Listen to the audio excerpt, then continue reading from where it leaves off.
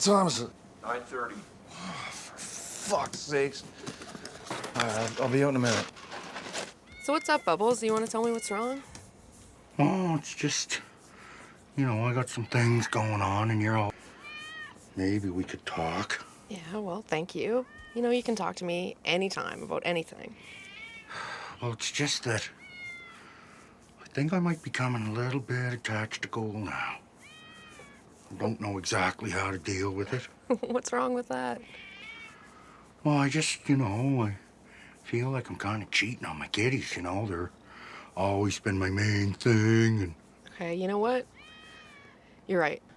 Oh, fuck, I knew it. Yeah, like, look at this guy. He's really neglected. He's so jealous, look. Oh, my God, I knew it. He hates cool now, I think. Sorry, cool now. Just kidding. Of course it's okay to love cool now. It doesn't mean you love your kitties any less. Think so? Yeah, it's totally fine. I think you guys could all live in the shed together like a big happy family. Hey, what do you think of that? Who's a good... Didn't you wake me up? We're late. Let's go. Well, Ricky's still here. I didn't think there was a big fucking rush. Ricky's still here? Ricky, what the fuck are you doing? You're supposed to be down at the rink a half hour ago, landing in the kids. The plants need food, man. Ricky, why do you got frozen hot dogs on your unit? I can't move, boys. Fucking something going on with my nuts. They're fucking killing me. You jacked off too soon, didn't you? Didn't you? Oh, he cranked it. You know he cranked it. How long did you fucking wait, Ricky? Almost 2 days. 2 days. 2 fucking days. Sam said 2 weeks. What are you thinking? Couldn't fucking take it. I was horny. It was fucking up my brain. Now look at me. Fucking all black and swollen up like a couple of canned antelopes. Oh, my Jesus, because they're infected, Ricky. Look at them. Is that bad? Is it bad for your balls to be infected? Yeah. We gotta get him to the hospital. Let's go. No. First, we gotta get down to the rink before the parents start freaking out. It's all good, Julian. Dad's down there dealing with it. What the fuck are you talking? My dad. Oh, Lord, baby. You're calling him Dad now. That's what you call someone that makes you with their cock, Julian.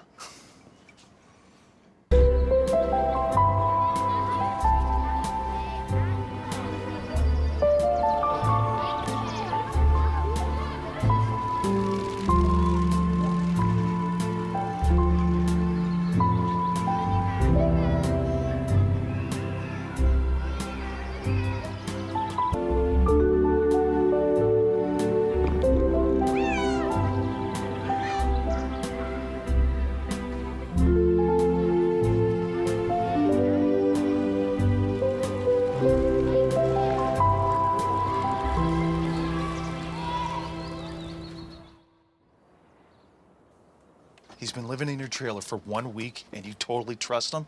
What the fuck is wrong with you? Holy fuck, man. It's not a big deal. He went down and turned the... Not fine. Think about it. You think about it. My dad's the one that warned me that Randy was fucking moving into buses with the plants. That's why I moved them. Why the fuck would he do that? Would you please just use your brain this one time, Ricky? What's gonna get us more time if we get busted? Some clones or a ring full of plants, huh? I'm telling you, man, you're wrong. Dad's on our side. Would you stop calling him that? Rick, just think about all the shit he's done to us in our past. All the times he tried to fucking fuck us over and all the effort he put into it, man. This could be his biggest fuck over ever, and it's gonna be because of you. Fucking slutty mother of horny Mary. I never really thought about it like that. Oh, for fuck's sakes, fuck me. What if you're right? Is he really that fucking smart? He could be. He's not drinking. We gotta find out the truth, boys. Bubs, got anything there? I don't know, Julian. It's all medical fucking jargon, chromosomes, this, and fucking hemoglobin, that. I don't have the bandwidth for this. Who the fuck can we get to do this? The same guy that's gonna fix your nuts. Seriously, you couldn't wait 2 fucking days. You truly are a fucking idiot. Why don't you fuck off, okay? I've been dealing with some pretty heavy shit lately. I had to fucking jack you. Oh, yeah, I heard about that. Of all the fucking people in the world, he's potentially your father? Maybe we should let him die. He'd probably be better off. Can you help us prove Lee's not his dad or what? Look, that would take DNA that's beyond my capabilities.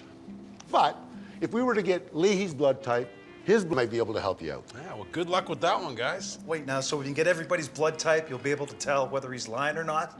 Maybe, but what do you got? What do you mean, what do I got? Well, the Jeep is fucking driving great, but that was for not cutting off his cock. This is a whole new fucking deal. Listen, you big lip fuck. You're gonna tell us, and you're gonna fix up this fucking bag, or gonna knock those big stupid teeth down your goddamn throat, and I'm gonna burn your fucking place down to the ground. You got it? Okay, I'll do it. What? Look, the business isn't doing what I fucking thought it was gonna do. Obviously, I know fuck all about Botox. I got people coming after me trying to sue me, but I do have 2 insurance policies. So if you burn this fucking place down, I'll make a killing. Deal? Come on, deal? Fuck you, Greasy. Deal. Right. So just like that, let's fucking add arson to the fucking litany of charges facing us. My nutbag. No arson, Ricky.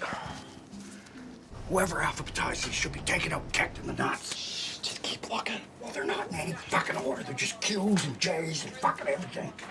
Well, just wait. Here's Leahy. I got Jim Leahy right there. Fuck's sakes. There's no flour over here, man. Well, it's not gonna be under flour. Think about it. What? It's Ray Flour.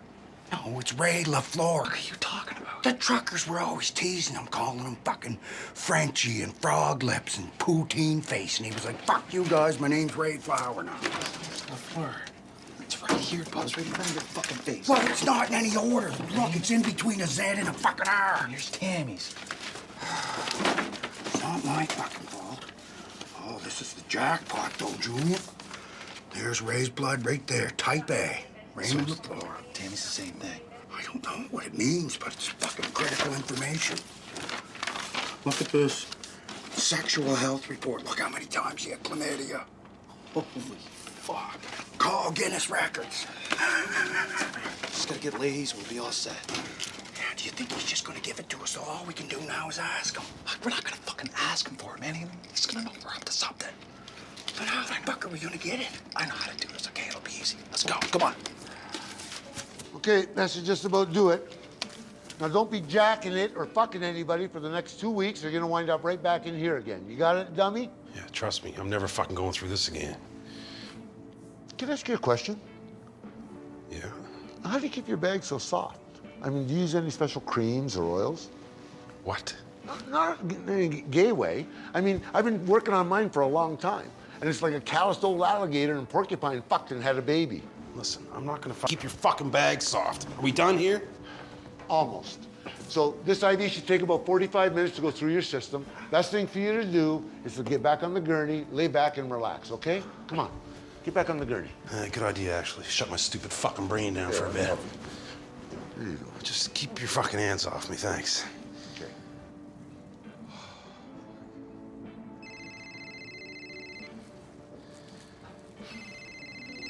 You gonna fucking... Oh, right on. Hello?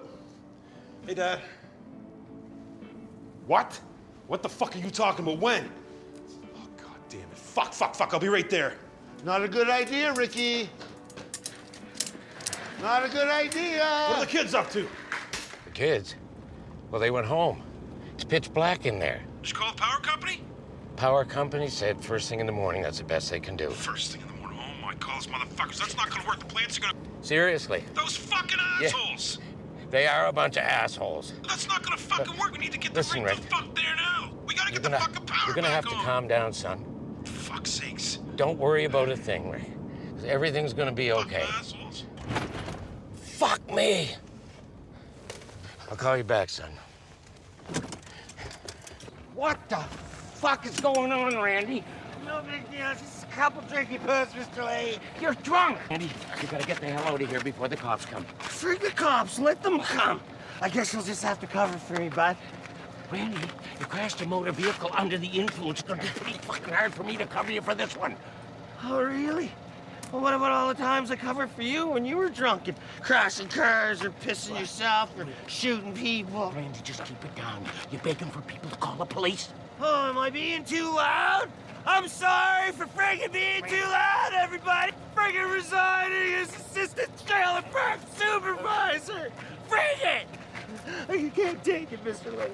I can't take it. Randy, it's gonna be okay, bud. Look, just calm down. I can't take it. I'm here for you. Come on. Just get in the car and we'll take you home, okay? I don't know, Mr. Lee. Come on, Randy, I love you, bud. Come on. Get in the car. You do? You still love me? You're darn right I do, Andy. It's gonna be okay. Fuck off!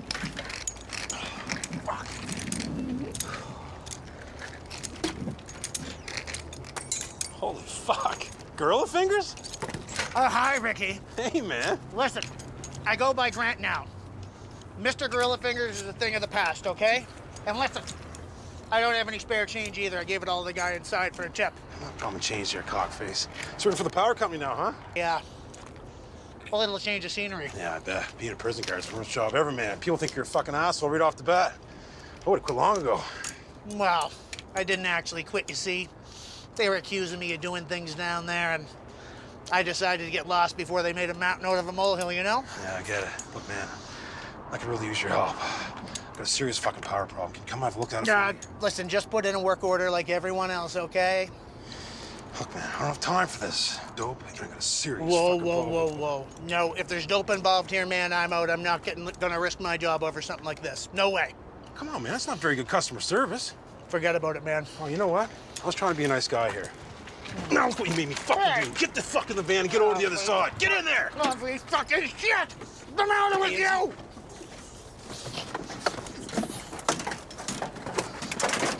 There's your smart rockets! Fuck off! Fuck me, slowly, would you relax? Jesus Christ. Hey, guys. Hey, Julian. Boom. That's what I'm talking about. All right, bring it in, bring it in. All right, I need you guys to round up some bottles. I got a little mission for you, okay? We don't do that shit anymore. Throwing bottles at people is kid stuff. Oh, come on. I'll give you guys a big bag of chips each. Chips? All right. What do you want then? Liquor. Okay, I can respect that. I'll give you a pint. What? No fucking way. You're not giving liquor to the kids. Bobs, it's a pint between 6 of them, man. It's not gonna fuck them up. Relax. Think about what you just said. Repeat that back to yourself. We'll do it for a pint. Okay. And some cigarettes. No fucking way, Ronnie. You're not getting cigarettes. Who's the target? Leahy, okay? Make sure you don't stop until you see blood. Got it? All right, pound it. Fuck. Unbelievable.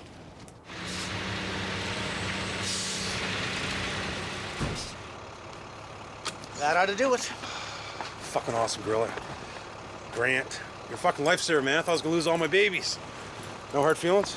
Well, I don't know about that, Rick. My boss has got this thing GPS'd, okay? I'm not gonna get fired over this stuff. Me up. What the fuck are you talking about? Listen, man, you seem like a nice guy. You make a lot of bad decisions all the time. I'm not gonna get fired over this. Hold the fuck on here. We can work this out. What if I was to set you up with... What about a bunch of lobsters? Have a big lobster party back at your fucking office. Yeah, that sounds pretty good, actually. My boss is a real pig when it comes to that fancy, rich food. There we go. That's the spirit. Let me make a call, all right? You fuck with me today, you're getting smashed. Just fucking let you know, dickhead. Garlic butter in the salad. Can you throw in that stuff, too? What the fuck do you think? Hey, Julian. How's it going, man? Well, not great. Remember Gorilla Fingers, the guard at jail? Yeah, well, he works for the power company now. I kidnapped him at gunpoint, says he's gonna fucking tell on me. How soon could you get me like 20, 30 pounds of lobster? Tonight. You can have them by the morning. Is that cool? That sounds awesome. That's fucking perfect, Julian. Thanks, man. Yeah, whatever, Ricky. Lobsters nights, thanks to fuckhead. Why? What'd he do now? Kidnapped a power employee at gunpoint. What? Yep. My fuck.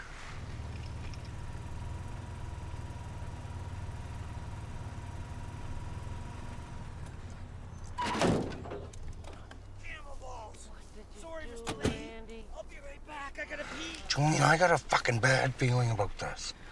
Buzz, Gotta be another option. listen to me. Entire lives. He even tried to kill us for Christ's sakes. This is not gonna be that bad. Don't worry about it. Okay? Oh my fuck! Jesus Christ, Julian, they're gonna kill him! Oh, good one. Come on, one more. It's too much calling off right now! Hang on. I told him not to stop until there was I think blood. I hit him in the head. No, fuck this, No, I'm no, going. no. Just wait a bit longer. Oh my fuck, they're gonna kill him! Okay, here.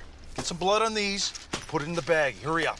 What? I'm not doing that. You fucking do it. Pops, I can't fucking do that. Think about it. If I go in and fucking try to save him, he's gonna be totally suspicious about that. Hurry up, they're gonna fucking kill him. Hurry up! You're an asshole. That's nuts, you guys. He's bleeding. Get back here! Stop right there! Jesus, Murphy! Those little bastards, are you okay? Yeah, I'm okay. Here, get up. Bubbles, I'm okay. I was just out collecting bugs with Dad, and I was starting to get a cold, just about to blow my nose. Here, you're bleeding. Luckily, I got some nice fresh tissue there. Oh, Bubbles. Get back here right now! Who hired you, you little friggin' punk? Who hired you? Okay. Yes, sir. Here, you take one for yourself. Keep some pressure on that. But I think I left the iron on in my okay? Okay, Bubbles. You take care of yourself. That was fucking terrible. That was terrible. Who hired you to do this right now? Tell me! Oh, okay. Julian promised not to bite him wrong. Oh, he said not to stop until there was blood. Julian.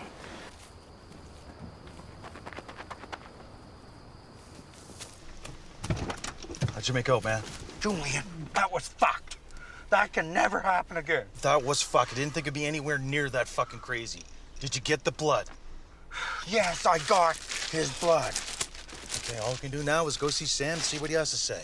Oh, that's all we can do? Maybe we could actually just get rid of that and forget that we tried to just kill Mr. Leahy. Bubs, if we don't use the blood to figure out if he's Ricky's father, then he just went through that attack for no reason whatsoever. Is that what you want, man? Huh? Do you want that to be all for nothing? No. All right, let's go see that big lip Cro-Magnon looking motherfucker and see what he has to say. Some people think I'm fucking nuts, but there's been a lot of studying done saying if you talk to your plants, they'll get growed bigger. Fucking whale horse! Who the fuck left that right there? Okay. All right, my sweet little ladies, you ready? Sunshine's back. For fuck's sake, Jesus fucking Christ! Why do you keep fucking with me? Don't you want to pull the main switch there for me? What? The main switch?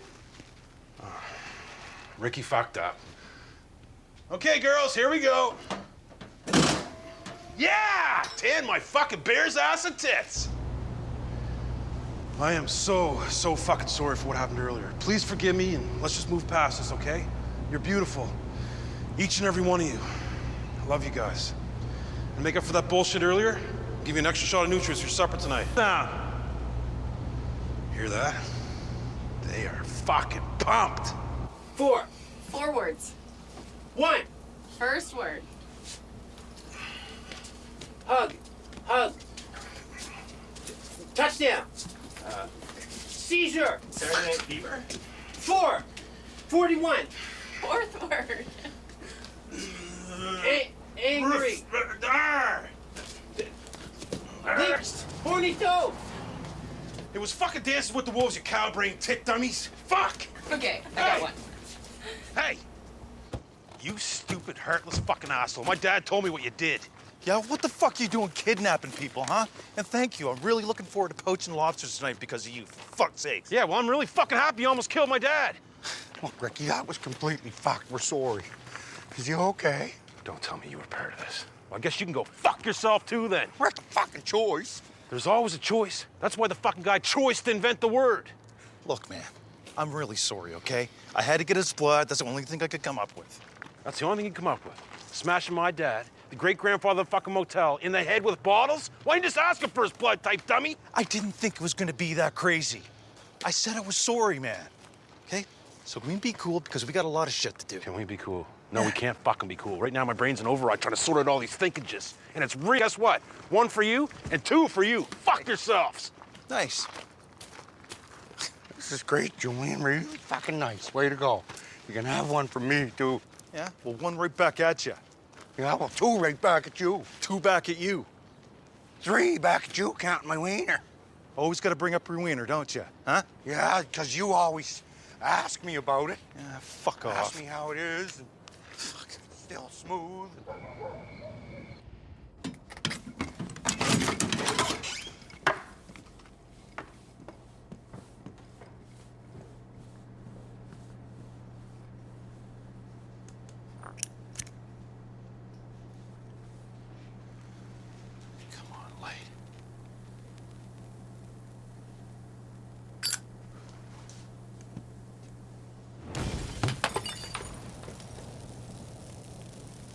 let's go. Guess this isn't so bad. You guys seem to be getting along pretty good together. This is great. I can love you guys equally as much, and there's nothing wrong with that. Bubs. Go away, I'm busy. I'll just be a minute, man. I still gotta go out and do some fucking poaching, for fuck's sakes. Yeah, I was just listening to the news there, Julian. Heard Sam had a bit of a fucking fire. Yeah, he did. Yeah. This is important. Yeah, well, guess what? Me losing my other best friend because of you, that's important to me. Like, what are we gonna do now? Everything's fucked. Well, things just got even more fucked. How? I got the results from Sam. We were right. Lee's definitely not Ricky's father. It's impossible with their blood types. Oh, my sweet fuck. Yeah, it's bad, man. But guess what else? What? Ray's not Ricky's father either. Oh, my God. Ray's not Ricky's father.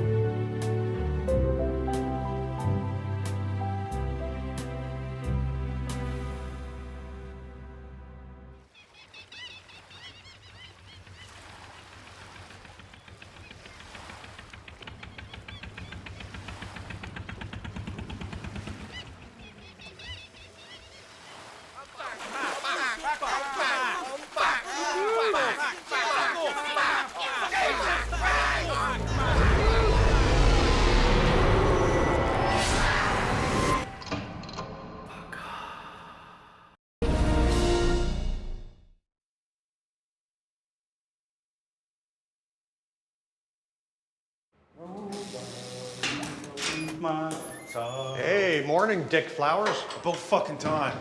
What? I can't believe I called you after the last bullshit you fucking pulled on us. Yeah, well, these things take time. And that last thing was a total misunderstanding. And because I'm a stand-up guy, this one's on me. Minus, of course, some small fees, charges, or... Look, you guys are gonna come out on top here once we sue the sagging, gray-haired bags off these bastards. Fucking rights we're suing them. This is fucking ridiculous. Fellas, how'd you enjoy your stay? You're a fucking arsehole, George. You know that? You were an actual fucking arsehole. You had no right to keep us in there for a week. You had nothing on us. That's right, and that's why we're having a class action lawsuit launched against this entire department, and that includes you, Officer Green. That's Chief Green, Dick Breath. And before you go around launching laws, old surveillance photos we have of you, you remember that? The tranny crack whore doing lines off your dick? Be a real shame if those things resurfaced and bit you in the ass, wouldn't it? Okay, well, you guys are out. My job's done. Listen, I gotta run. I'll send you the bill. We'll talk soon, okay? What? What? We're wrong. Fucking idiot. Where's this truck? Impound. But you can drive it away right now for the low sum of $723. 723 bucks. Price. You know, service and towing fees, storage, unpaid tickets, departmental surcharge. Cash price. When do you fucking deal in cash, you greasy bastard? I'm sure you'll come up with the money. Hope so anyway, because if it's not picked up by 5, it's going to the crusher. Impound lot's full. So I bumped it up to the top of the list. George, you can't do that, you crooked son of a whore. Can't I? It's tough being this powerful. It really is. Abso-fucking-lute power corrupts abso-fucking-lutely. What a shit-encrusted deck helmet.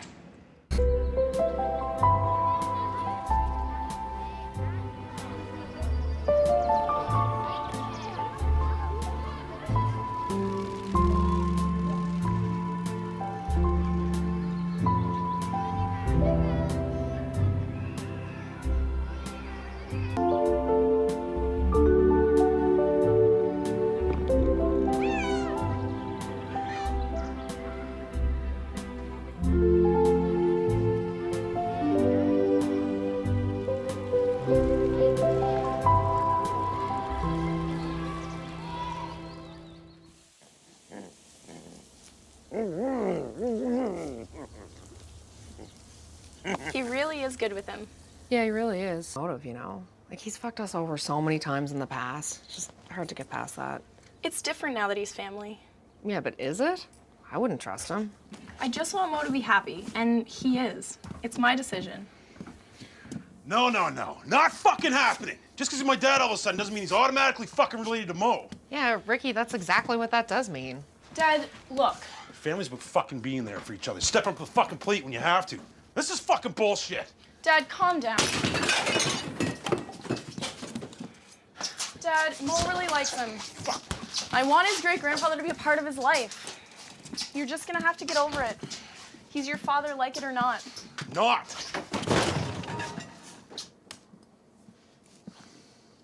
For the first few days after he told us my dad, I just got fucking wasted. I had to get it out of my head. But the booze wasn't working. Like, I think it made me more depressed. So I just put all my energy into working down at the rink and the plants and turns with it. But I gotta fucking deal with it. I gotta stay calm. Seriously, right now. What a fucking smug little prick. Listen to him laughing at my burnt-out fucking trailer. Fucking little asshole. You think this is funny? Your fucking traps are working really well, Randy, you stupid fucking dummy. Fuck off. And you fuck off, too! Ricky, friggin' idiot. Fuck off! Jesus fucking Christ!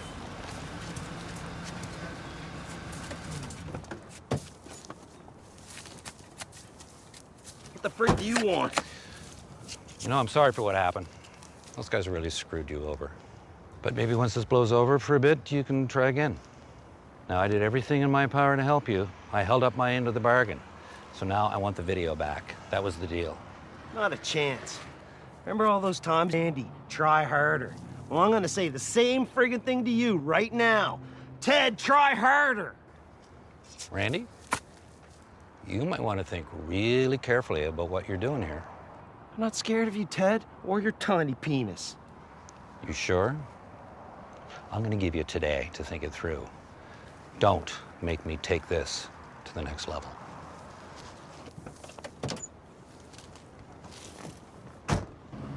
This might be the dumbest fucking thing you've ever done, actually, Julian. You know what? I want to go home. Just take me home. Bubs, it's fine. They didn't even have fucking cameras in the parking lot, man. How do you know if they had cameras in the parking lot? Because cops don't think people will be fucking crazy enough to steal a fucking car in the parking lot, man. That's why they leave their keys in the ignition. They're stupid. We're not gonna go home. We need to make some fucking money. Check the glove box. See if there's anything in there worth selling. Don't boss me around. Boss me around. Both passes here, cart included. See, there you go. That's $100 right there. Jesus, Murphy. Whose truck did we take? Ron Jeremy's? Jesus. Who has that in the glove Put that box? away. There's the registration.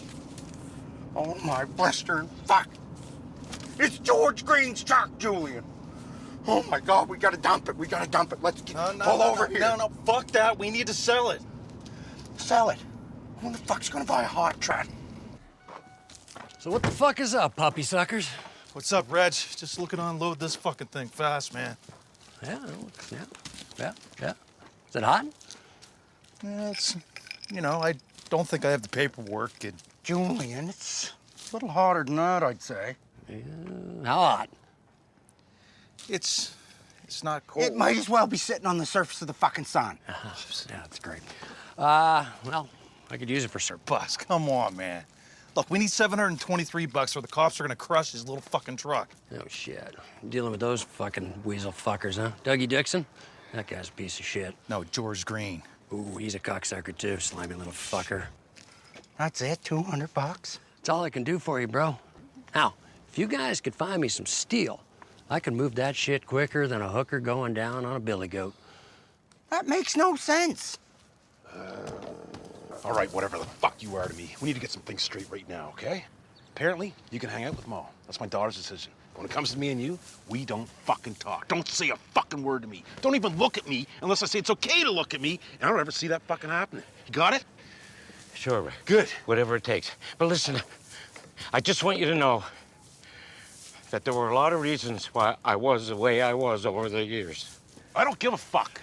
Rick, you have no idea how much I... A secret this big? Not knowing how to deal with it? Why do you think I turn to the liquor so often?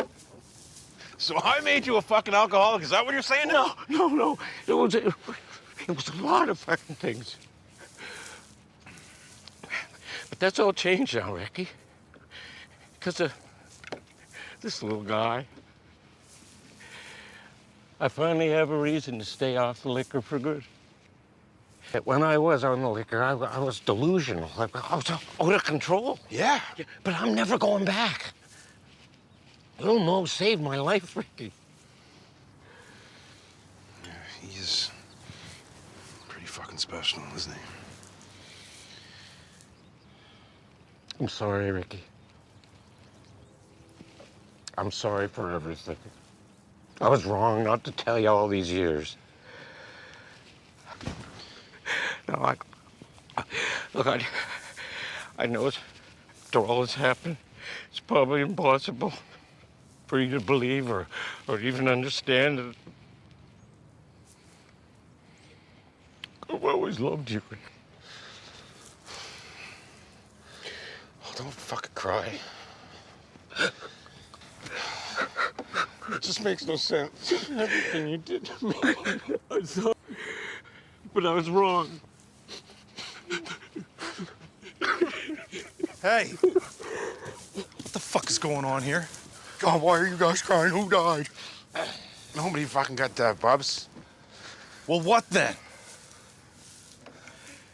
Face yourselves, boys. Jim Leahy is my father. The real one. What? I'm telling you, man, don't let that fucking nightmare Leahy into your life, man. He's always got another angle. I told you, I don't want to fucking talk about it. I'm trying to block it the fuck out so I can concentrate on everything else. It's probably a good idea, Ricky. Yeah, well, being that said, where's the nutrients, boys? Why? For the fucking plants? What? Ricky, the plants are alive? Of course the fucking plants are alive. I hid them at the rink. But they're thirsty, boys. Where the fuck is the nuclear bloom? Ricky, the nuclear bloom's on the back. It crushed to smithereens. Yeah, we need $523. Reggie said to acquire some steel and he'd buy it off us. We just gotta figure out where to get some fucking steel. Steel? That's fucking easy. I know where we can get all the fucking steel that we need. Fuck off. It's kind of fucked that we're stealing steel, boys, when you think about it. What? Well, steel's the only thing you could steal that it's itself, right? Ricky, what the fuck are you talking about? You okay? If we weren't stealing steel, we'd be stealing something that wasn't steel. So stealing steel is kind of like, it's a stealing steel. Fuck's sakes, this isn't fucking working. What's wrong? I asked my fucking brain nicely to shut the fuck up, and no matter what I distract you with, it gets blurting things out about fucking Leahy. Oh, my brain's a fucking asshole sometimes, boys. I don't know how to come to terms with this. Like, it's bad enough Leahy's gonna be my fucking dad, I guess, but if he marries Randy, Randy's gonna be my fucking uncle. Think about that one. It's not. What, he's gonna be what then, my cousin? Oh my fucking God. Oh my fucking God. Randy is gonna be my fucking brother? No. Actually, he'd be your stepfather, man. Or stepmother, depending on how they file the paperwork. Could be your stepmother. No. Fuck. You know what, boys? I can't deal with this. Fuck it. I'm moving to Toronto and becoming a street person. No, Ricky, listen. Look, Leahy might be your father, but he'll never be your dad. It's the same fucking thing. What do you mean? It's not the same thing, Ricky. Look, Leahy, technically he did father you, therefore he is your father. But Ray's the one that loved you, Ricky. He loved you and he raised you and he taught you everything that you know. He turned you into Ricky. You are Ricky because of Ray, and that's what a dad does, Ricky. Come on, man. Thanks, boys. Fucking love you guys. Love you too, Ricky. Who's got that belly? Let's go fucking steal some shit. Or steal some steel. See, it is fucking cool, isn't it? It's funny. See the way I brought that back around like a professional? That's what Jerry D would have done. Hey, Ran. Brought you triple, bud. What's the matter? I can't marry you, sir. What? Why?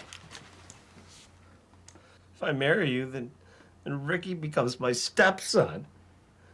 And any inkling of a chance I had at becoming a cop is gone forever. Randy, don't be ridiculous. Being a cop isn't as glamorous as it looks, Randy, trust me. Well, I wasn't doing it for the glamour. I was doing it for you. Now look at me, sitting here getting wasted, crying in my friggin' cheeseburgers. All I've ever wanted is for you to be proud of me, Mr. Leahy, and to respect me. Randy,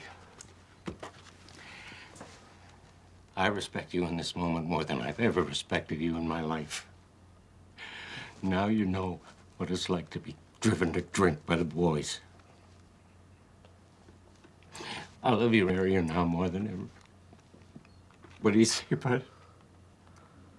Do you mean that, Mr. Leahy? If you'll have me, I'll drink a toast to it, Randers.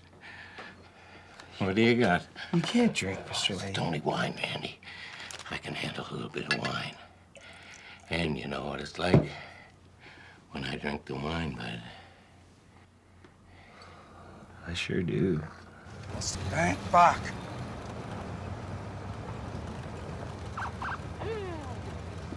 Fuck, the cops. All right, pull over and get us out of this, man. Fuck, I don't know if I can, boys. What? What do you mean? I'm not in the right frames of the mind. What the fuck are you talking about, man? You can do this? No. No, I can't. Ricky, Jesus Christ, Ricky, what the fuck are you doing? We can't outrun them in this, especially with 750 fucking pounds in the trunk. My fucking brain's got too many things going on. I can't think my thoughts straight. Hours, and we're going right the fuck back. We're not going back to jail. Oh, really? Why wouldn't we, Julian? We're in a high-speed fucking chase. Stolen city property. No goddamn plate, no insurance, no records. Oh, we're fucked. Here, Ricky, take that. You can do this, man. We believe in you. You just need to be focused. Maybe if I chug the fucking thing, I guess. Chug it. Now, that's it, Ricky. There you go. Chug it. Chug, Chug, chug, chug, chug, chug, chug, chug, chug. Come on, man. Keep Let it your going. brain just start working it out. Let that dope smoke figure it out. Chug it, Ricky, chug. Okay, boys. We're good. Good? Good, you got something? I got this. Thank fuck. We believe in you, man. You guys are gonna fucking love this one. Stop right there! Hands where I can see them! Hands up! Fuck it! Put your hands where I can see them! Shut the fuck up, you idiot. I'm a fucking cop. What? Yeah, man. Do you think I like wearing my fucking hair like life's making me stay at the fucking Ramada? I've been working with fucking Chief Green for 3 months trying to take these guys down. 3 fucking months! You just blew my fucking cover. What? You're working with Chief Green? Yeah, fuck brains. Officer Trevor Corey, deep undercover. See the 2 guys in the car there? 2 of the highest ranking members of Satan's Bastards. Who? Satan's Bastards, a fucking motorcycle gang out of Cape Breton. You're a fucking cop, you don't know who Satan's Bastards are? Jesus Christ, George's been trying to take him down for 3 months, and you may just wreck the whole fucking operation, you idiot! What? I didn't know. It's all right, but when George finds out about this thing today, he's not in a good fucking mood as it is. I heard about that. Oh, my fuck. I hate to say it, bud. You're probably gonna lose your badge over this one. Oh, for fuck's sakes, I just got the thing. No, keep pointing that at me. We're not fucked yet. Stay with me here. Can you please not tell George that I fucked this up big time? I don't want to ruin your career, obviously. Fucking fuck! All right. What's your fucking name? It's Gordon. Okay, Gordon, stay with me here, bud. We're okay. We can do this, okay? But the 2 guys in the car right now, they're gonna be very, very fucking suspicious of me. So we're gonna do something a little fucked. Yeah, I got about 20 grams that I confiscated from the high school earlier. Okay, that's fucking great. Where is it? Right front pocket. Oh my God, that's fucking perfect. Okay, in a few seconds, I'm gonna come at you. We need to struggle. It has to look fucking real. I'm gonna take your gun, point it at you, and you have to handcuff yourself to your fucking car. You got it? I think so. Okay, I'm coming at you, Gordon. You can fucking do this, bud. Stay with me, okay? You good? You good? Here I come. Here I come. Okay. Take out your handcuffs right now and handcuff yourself to that fucking car, dummy. Do it. Come on, move along here. What the fuck? What the fuck are you trying to do? Handcuff myself like this. You should have fucking used a stand over or something, you fucking dumb fuck. Holy fuck, is that Moroccan? Yeah. Give this to those guys as a peace offering. Hopefully it chills them the fuck out. And I'm gonna tell fucking Chief Green, you saved the fucking day today, Gordon. Good job. Thank you, Officer Corey. Appreciate that. All right, take care of yourself. Ricky, how the fuck did you do that? That was unbelievable. I know. I'm gonna have to chug joints more often, man. That was some of my best work ever. Incredible, man. It was fucking incredible. Jesus! All right. Just put it down. Here, have some hash. Chill the fuck out. That was fun. That's Moroccan.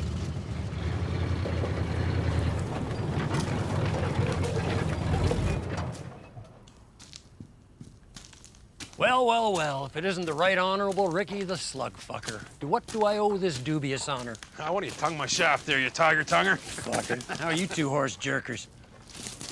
What And a horse. Manhole covers, 10 of the fucking things. Looking good. Give you $100 for them. $100? You gotta be fucking kidding me, man. We used to make more for that for them in fucking elementary school. Brother, ain't frankincense and fucking myrrh, they're manhole covers. That's the price of steel, $100. Fuck, this is just fucking great, Julian. Great plan. Now what are we gonna do? My truck's gonna get crushed. Did you crush George's truck yet? Maybe we can sell that on fucking Kijiji or something. No, I crushed on living. You know, I did find something under the front seat that you boys are gonna want to take a look at. I think you might be able to use this. Jesus Christ. What the fuck? Holy fuck. Hey, where do you think you're going? I'm not here to talk to you. Where do you think you're going? I'm not here to talk to you. Hey, Get the fuck out of the way there, what do you cock. think you're doing here? You guys can't just walk in here. Oh, I think we actually can, Georgie. We want Bubbles' truck back. And we want you to stop fucking with us forever. You're fucking right, Cyan. Let's go with the keys there, you deep-fried shit log. I gotta admit, you guys are pretty good. I think you got me this time. Take a great picture there, George. Calendar we did. Raised money for breast cancer. Big hit down at the flea market, too. Raised a ton of cash. What else you got, tough guy? Fuck's sakes. Look, George, that's a really nice thing you did there for a great cause. Fucking truck back, please. I didn't do anything wrong, you know it. I saved up my money forever to get that truck, and I need it for my business. Okay, Bubbles, I'll tell you what. I'll give you the truck back. One condition. You return my truck to my parking space, your truck is free to go. I didn't take your truck, though. Probably not. But I'm guessing you know who did. No idea what you're talking about, George. You know what? Don't even give a fuck. The truck was stolen. Come on, get in here, shut the door. Being the chief of police, the insurance companies tend not to question claims, so. New set of golf clubs, brand new set of skis, a couple of really nice vintage guitars, top of the line hockey gear. All gone. Come on, George, this is fucking bullshit, and you know it. Just give me the truck back. I'll sweeten the deal. I don't even want the thing back. I just want someone in this room to admit they took it. That's it. You can walk away. So if somebody in this took the truck, there'd be no consequences, and we could get my truck. Look, if I stole the fucking thing, I would tell you, but I didn't. Okay. Ted, can you get the fuck in here a minute, please? Yeah, Chief. Could you escort these gentlemen out of the building? And when you're done that, get the vehicle slated crushed over to Dixon's junkyard. And make sure you tell them to crush them. Extra small. Extra small. Our little truck's gonna be extra small. Just like the size of both of your cocks. Come on, dicks. It's fucking bullshit, Julian. You could have fucking saved that. What the fuck was I supposed to do, huh? You know we would have fucked this over anyway. Think about it. He might not have. Look, we'll try to get you another truck somehow, okay? Oh, yeah, we'll get you another one. No big deal. Boys, the fucking truck is the least of our fucking worries right now. If we don't get back to nuclear bloom, I can tell you this. There is no fuck. Hey, Julian. What? I could easily make sure that truck never gets down to Dixon's if you were to do me a little favor. The fuck is it? What the fuck is going on in there? That's Flight of the Bumblebee. Let's go.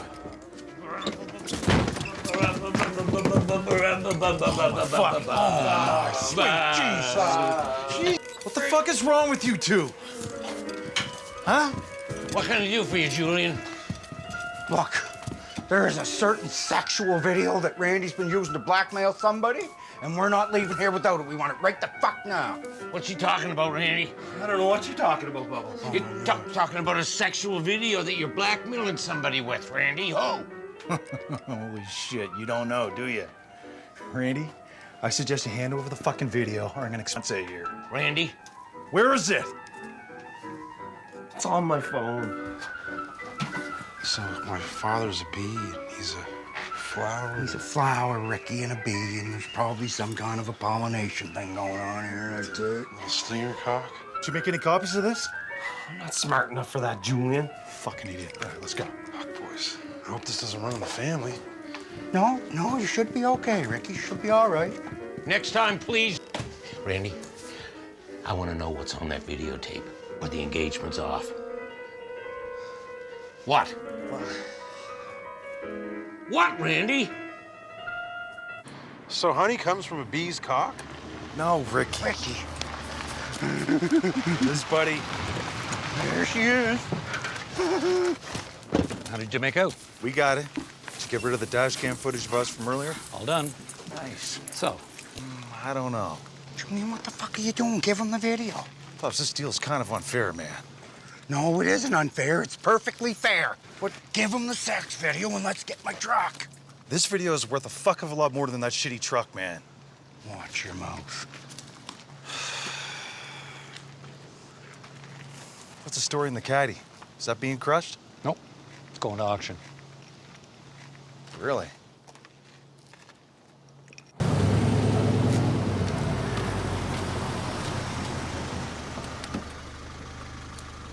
Okay, boys. Gotta do this quick. I gotta get back to feed Cool now. You know, so he's not fucking with my kitties, I mean. You know what? I've been thinking about it, Bubs. It wasn't fair of me to dump him on you like that, so I'm gonna find a new home for him tomorrow, all right? No, Ricky, no, it's okay. I mean, he's not that big of a nuisance. I'll keep looking after the little fucker just 'cause Mo loves him. What? I don't know what's going on with my nuts, boys. They seem to be getting worse, not better. There's an awful fucking stink coming off them, too. Jesus Christ, what kind of a stink, Ricky? They're probably fucking infected. I don't know. I haven't had time to deal with it. It's not easy to see. It takes some fucking planning. How much of this shit are we gonna need right now? All of it. All of it? Yeah. How many fucking plants are in there? Come take a look. Ah, fuck. Thanks. Fuck. Fuck, Ricky, when you said you were hiding the plants at the rink, I didn't think you meant like this. This isn't really hiding anything. Yes, it is. It's hiding from the people outside, like out in the world. It's fucking amazing, man. You sure there's enough plants to fill the order, though? Oh, yeah, big time. Did all the calculations myself. Uh-oh. What? Well, grade 6. It's not really math. Fucking 30,000 bottles, 1 gram per bottle is 30,000 grams, 454 grams in a pound. Need about 66 pounds, about a quarter pound per plant. 264 plants. And we're gonna grow 350 just to be safe. Holy fuck, Ricky, that was unbelievable. What? Well, that's how you should have been doing math calculations your whole life. You should have been treating everything like a weed calculation. Never really thought about that. But we should be good, boys. And after everything we've been through, what the fuck else could possibly go wrong? Ricky, why would you say that? That's exactly what the people in the movie say right before everything does go to shit. I really need my family. 2 days, promise. Yeah, sure. You're a good granddaughter, Trin.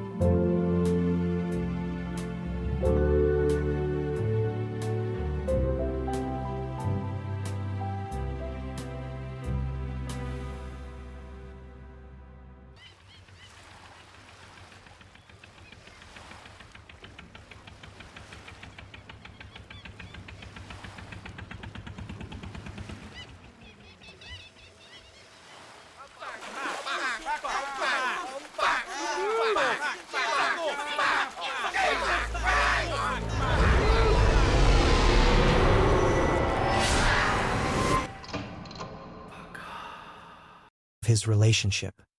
I have been dating this girl, Susan, now for 4 or 5 months, and it has been fucking great. I actually forgot how much I missed having someone to share everything with. I mean, she is a bit hard to deal with at times, but the fucking sex is the best I have ever had in my life. Like, insane. Like, it is so nuts that I got to get back in shape. I did not realize how out of fucking shape I was until I started banging her. Those fucking things are not fucking helping me. Come on. Bubbles watched him pace, a deep well of concern opening in his chest. Part of me is really happy for Ricky. I think it is good, and I think he needs a girlfriend in his life. But to be honest, she scares me a little bit. And by a little bit, I mean massively. and I do not like the way she controls his mind without him even realizing it. MK Ultra Styles. Bubbles stepped closer, inspecting the wound. Jesus fuck, heek. Look at this thing. That is a nasty cut. How in the fuck did you do this? Ricky swallowed hard, launching into a fabricated tale. Well, me and Corey and Jacob were rollerblade skiing. Actually, it was a fucking good time. And we are flying along, and all of a sudden, boom, hit this patch of gravel and we go down. Like, we went down fucking hard. Jacob got the worst of it. It was fucked. They should not even be allowed to make gravel. Just not good for rollerblade skiing. Let me tell you. Julian was not buying it for a second. Yeah, rollerblade skating. That is what you were doing. How and where would you guys even get fucking rollerblades? First of all, obviously, you stole them. No, we did not steal them, Ricky insisted. We got them at the, what is that new store? I read everything, and the guy opened up. Julian shook his head in disbelief. Fucking great idea, buddy. Holy shit. The I read everything store. The facade entirely crumbled when Ricky returned to his family trailer. His daughter, Trinity, immediately spotted the truth hidden beneath Jacob's bandages. Dad, why the fuck are there ball bearings in Jacob's chest? What happened last night? She demanded, fear and anger mixing in her voice. Ricky tried to maintain the lie. What? Those are not ball bearings. They are fucking pieces of gravel from the rollerblade skiing accident we had. Nice fucking try, Trinity fired back, pointing at the evidence. Tell me the truth. Those are from a fucking shotgun shell. Those are from a shotgun shell. Her mother stood nearby, her arms crossed, deeply disappointed. You got fucking shot again, Ricky. Do not fucking lie to me. Ricky slumped, the weight of the night finally crushing his resolve. Okay, you know what? Trin boys, I am fucking sorry.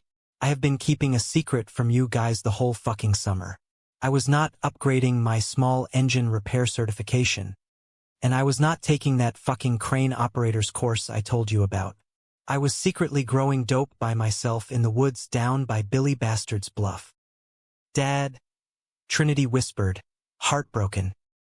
Unbelievable, Ricky, his partner added. You fucking promised me. I know.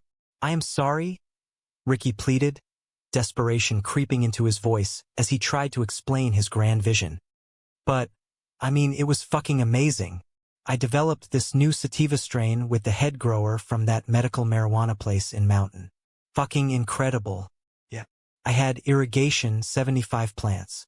It was fucking beautiful. Somewhere 8 feet high. It was amazing. Do not give a fuck, Ricky, she interrupted coldly. Ricky pressed on, desperate for them to understand. And I had a one-shot backdoor cash deal. If it was going to happen today, I would have been fucking done for life. Do not give a fuck. Do not give a fuck, she repeated, refusing to hear his excuses. Anyway, Ricky sighed, defeated. Last night it all went to shit. And yes, I did take Jacob and Corey with me. That is on me. But it was not supposed to go down like that.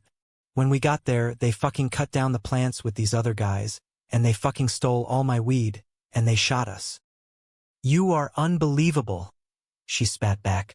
How could you take my husband, your son-in-law, on a job like that? Well, he did want to go, Ricky deflected weakly. He did not have to. Oh yeah, it is his fault. He wanted to go. She mocked him bitterly. What if he wanted to just fucking shove a rota-bag up your ass? Ricky, would you let him? I do not even know what that is, Ricky mumbled, lost in the argument. Why would you do this, man? Corey asked, rubbing his own bruises. And without us, you guys could have been fucking killed. Ricky looked around the room, his grand dreams in tatters. You know what, boys? I was this fucking close to being retired. This fucking close. And I am going to find out who stole the weed, and I am going to fucking kill him. No, you are not, she commanded with absolute authority. It is over. The weed is gone. Leave it, she sighed, rubbing her temples. I should have fucking known. I should have known that the big announcement was going to have something to do with illegal bullshit. Ricky, every fucking time. No, Ricky protested, holding onto the last shred of his plan. That is not what the big, huge announcement is going to be at all. No, something totally different. Bigger than a fucking tiny little drug deal. Okay. She relented slightly, exhausted. So there is still a big announcement, is there? And you still need all that beer? Yes, I do, Ricky confirmed, attempting to regain his bravado. Big fucking announcement coming down the pipe. It is huge. It is, you are. Big announcement still coming. Everybody, big announcement. It better be a fucking doozy, Ricky, she warned. It is going to be a fucking major doozy, Ricky promised. You are so full of shit, man, Corey muttered. Meanwhile, far away from the trailer park drama, the heavy metal doors of the correctional facility slid open. Mr. Leahy and Randy stepped out into the blinding sunlight, inhaling the sweet air of freedom. The ordeal had been grueling, but it had forged a strange, undeniable bond between them. We are finally getting out today, Leahy declared, a profound sense of relief washing over him. You know, I hate this fucking despicable shit. Randy and I got nothing now. We will be starting over from scratch, but that is okay. Because at least we will not be in here. At least we will have each other. I love my Randy. My beautiful Randy. Randy nodded, his gaze tender. The time in here has helped Mr. Leahy and I get closer than we ever have been. I do not think our love has ever been stronger. I just hope he is okay in the head when we get out. That is all. Their peaceful moment was abruptly shattered by the arrival of Officer Ted, whose patrol car idled nearby. He stepped out, adjusting his uniform, a calculating look in his eyes. What do you want, Ted? Leahy demanded, standing his ground. We are free men now. Rumor has it that you are going to try and make things difficult for me, Ted stated flatly. Well, truth will set you free, Ted, Leahy countered, and I am going to bet you will not. Ted reached into his vehicle, pulling out a heavy, unmarked bag. But I am going to bet you 50 grand. That is for you screw-ups. Some shut the hell up money. That 400,000 we busted you guys with was supposed to go to the Crown Attorney under the Proceeds of Crime Act. And it would have been locked up in an evidence room forever. That did not make sense to me. Now, I am not George Green. Our department needed computers, new forensics equipment, and a new cruiser. And let us just say I made sure that that money stayed with the police station. So, that just leaves you two jackasses with those loose ends. Ted tossed the bag onto the dirt at their feet. So, are we good here? Or am I going to have to fake some charges and keep you two pea brains in here a little longer? Leahy looked at the bag, then up at Ted. The weight of survival overcame his principles. Thanks a lot, Ted. We are more than good. Right, Mr. Leahy? Right, Randy agreed quickly. You understand that this is hush money, Ted warned, his tone deadly serious. So, not a goddamn word, or I am going to destroy your lives. Back at the park, Ricky was trying to salvage his pride.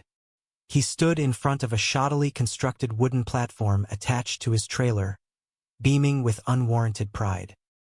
Look at this fucking thing, Ricky announced to Corey and Jay on the spot where she had been standing. His grand gesture, his attempt at maturity, had exploded in his face in the most public and humiliating way possible. You all right? Let us smoke or something.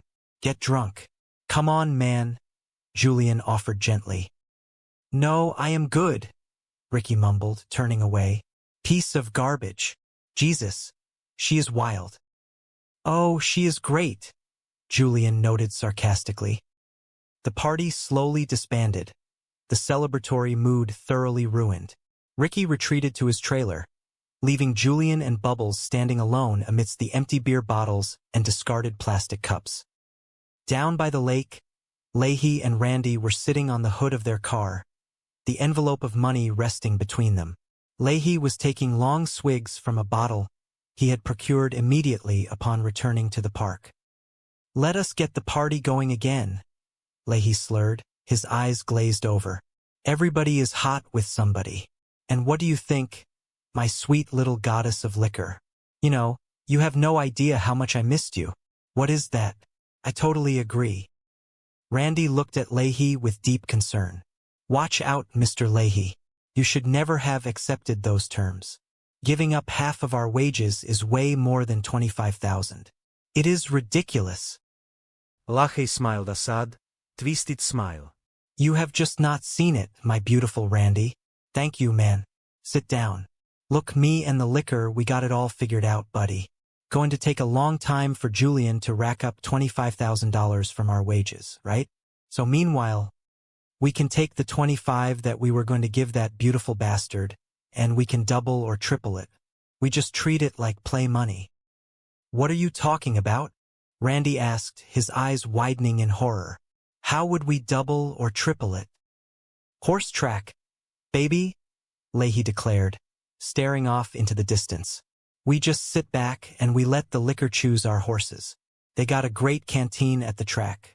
Have not changed the grease in years. Back at the party grounds, Bubbles was cleaning up, his heart heavy.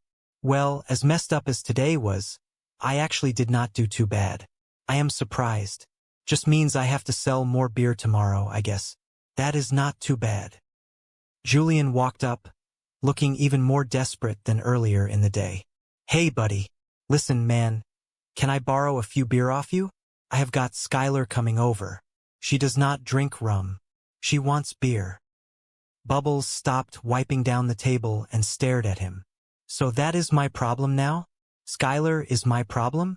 That is a nice, wholesome name too, Julian. Where did you meet her? At the church rally? You got any beer for me or what? Obviously I have beer, Bubbles sighed, reaching into a cooler. All right, thank you. But the stuff is not free to make, you know. It still costs money. There is 6. Chill out. I will get you back, Julian promised defensively. Chill out? Well, how long do you plan on living like this? It is just a few beer, man. Oh yeah, it is a few beer and then it is this. Just then, Ricky stumbled back into the clearing, looking thoroughly defeated. Hey boys, I ran out of whiskey. Any chance you guys could lend me $20 for some booze? I need to get out of my head, and I am only about a quarter of the way there right now. Sorry, buddy. I got nothing, Julian replied flatly. And I would get drunk with you tonight, but I have to check on Skylar, so. That is cool. I kinda want to be by myself right now anyway, Ricky muttered, looking down at his feet. Bubbles, can you help me out, please? Bubbles looked at the two of them, his best friends, his family, standing there broken, broke, and lost. A deep, righteous anger welled up inside him. He threw the cleaning rag down on the table with a loud smack. Goodness gracious, you guys are messed up. Both of you, Bubbles declared, his voice trembling with emotion. Here, look out, Ricky. Look out. Here, I will give you a little bit of whiskey, because I do feel bad for what happened to you today. That was terrible, but I think it is for the best. I really do. He handed Ricky a small bottle, but he did not let go of it immediately. He looked Ricky in the eye, then turned to Julian. Boys, I have to get something off my chest here that has been building. Bubbles started, his voice steadying, growing louder and more resonant in the quiet night air. It has been building, and I cannot take it anymore. Okay, listen. I will start off by saying I love you guys. Okay? I always have and I always will. Love you too, buddy, Ricky mumbled. Yeah, me too, Julian added, looking slightly uncomfortable. What is up? Just shut up, Bubbles commanded, holding up a hand. Shut your big lips and listen for once. I have got the floor.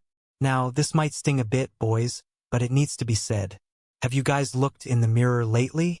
Have you really looked in the mirror, like went right up close and looked at yourself in the mirror? Ricky frowned. No, I have not.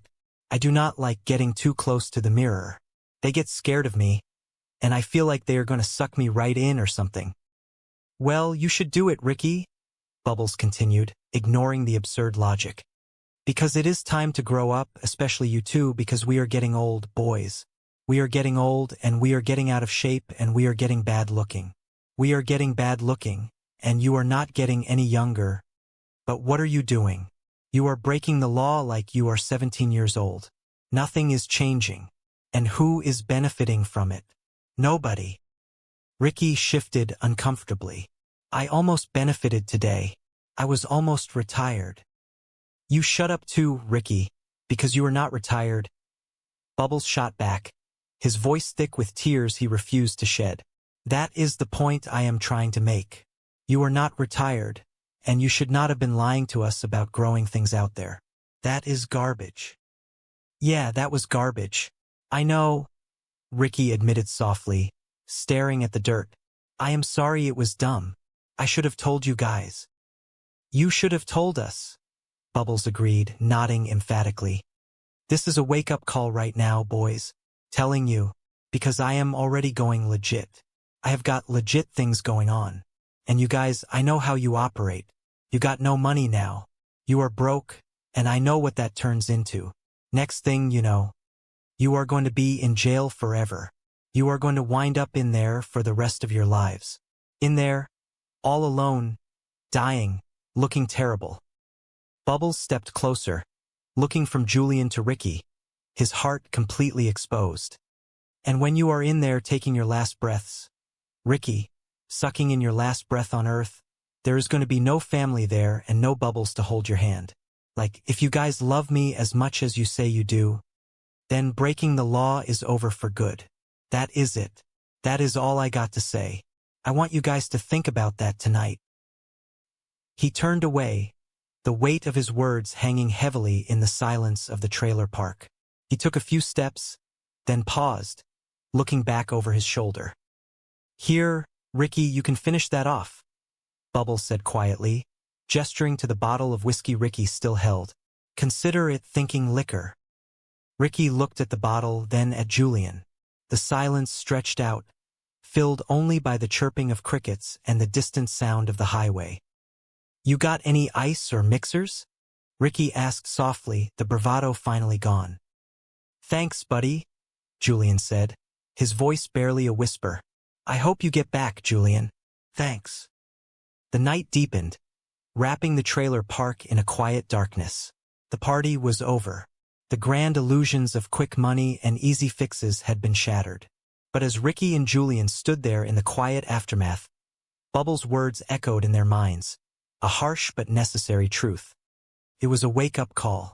It was a turning point. It was the end of an era, and perhaps the difficult, painful, but incredibly necessary beginning of something real. The evening air was thick with anticipation and the sweet scent of pine. Ricky stood at the edge of the dense tree line, his heart beating a frantic, joyous rhythm against his ribs. This was a monumental night. For the first time in his entire life, he had built something entirely his own, from the ground up, and it was finally about to pay off. In the past, his endeavors had always unraveled into chaos, often because he had relied too heavily on his lifelong friends, Julian and Bubbles. But this time he had educated himself. He had spent months reading agricultural manuals and studying soil composition. He realized that if a man changed a panicked look, the rest of our lives? Randy gasped. You are lucky I do not end you right now, Randy. Are we clear? Julian threatened. Yeah, Randy whimpered. Good. Wait a minute, Julian. Leahy tried to intervene. Calm down. It is just crazy talk. It is not fair. Just hear us out, Randy begged. We got a very generous offer for you, Julian. Wait a minute. Julian is giving us his terms. Leahy whispered to Randy, a sudden, terrible plan forming in his alcohol-soaked mind. He turned back to Julian, a fake smile plastered on his face. Thank you, Julian. Sorry, buddy. As evening fell, the center of the trailer park transformed into a makeshift festival ground. String lights were strung between the trees, Bubbles' beer flowed freely, and a large crowd had gathered, buzzing with anticipation. Ricky stood on a small wooden stage, a microphone in his hand, trying his best to look commanding. Yo, what is up, everybody? Ricky called out into the microphone, the feedback whining briefly. Hope you all are having a good time. Make some noise out there. Make some noise, yeah, you are rocking with us. Hope you all are having a good time. Make some noise for my man, Ricky. Yeah. Thanks, boys. The crowd cheered, holding up their green bastard IPAs. How is everyone doing today? Ricky yelled. Great! The crowd roared back. Ricky smiled, his heart swelling with a strange, nervous energy. Well, today is a monumental occasion for me, and that is why I wanted everybody here. How is everybody doing? Great. You ready for the big announcement? Yeah. Ricky turned toward the darkness at the edge of the park. All right, Corey Jacob, you are on. It is time. A hush fell over the crowd as an immense, brown shape slowly emerged from the shadows. Corey and Jacob were straining to lead the massive farm horse into the light. The crowd gasped, a mixture of awe and sheer confusion rippling through the onlookers. Bubbles, standing near the front, dropped his plastic cup. Check out this thing. Oh my goodness. Are you joking, Ricky? That is the big announcement? You got a horse? What? Ricky beamed proudly, gesturing toward the bewildered animal. Well, it is not for me, Bubbles. Is she not beautiful? What a beautiful horse, Bubbles murmured, approaching cautiously. Or is it? Does it have a deep voice? Yeah. Dude, it has got a huge one, Corey confirmed breathlessly. Actually, I guess it is a he, so. Ricky cleared his throat, addressing the crowd once more. Anyway, today, I want to give this beautiful horse to the love of my life, Susan, and I am going to ask her to marry me. So thanks again, everybody, for coming. The crowd fell into an awkward silence. Whispers broke out. Julian pushed his way to the front, his face a mask of disbelief. What is he doing? Julian muttered. Oh, my goodness, Bubbles. This is bad. This is bad. Look, what is the matter with you? You do not need a horse, you dummy. If she loves you and she wants to marry you, heaven help her. You do not need a horse or anything else. Julian turned toward the stage, his voice cutting through the murmurs. Ricky, get down here right now. Get down here. Ricky hopped off the stage, looking defensive. What is up, Bubbles? Well, what are you doing? Bubbles hissed, his eyes darting toward the crowd. You are getting engaged. Are you out of your mind? You guys do not even like each other. You cannot get married. Like, all you do is fight and argue. And like, why would you even need this thing if you were getting engaged? Great idea, boys, Julian mocked, glaring at Corey and Jacob. A big animal. Great one. Take this thing back, Julian ordered Corey. Take this thing back to the horse store. Right now. Get going. Okay, Corey squeaked, pulling on the rope. Nice one. Let us go, dude. Watch out. He is a beautiful horse, but, I mean, Ricky. Jesus, Murphy. Bubbles sighed, running a hand through his hair. You know what, though, Bubbles? Ricky argued, his voice full of a desperate, misguided sincerity.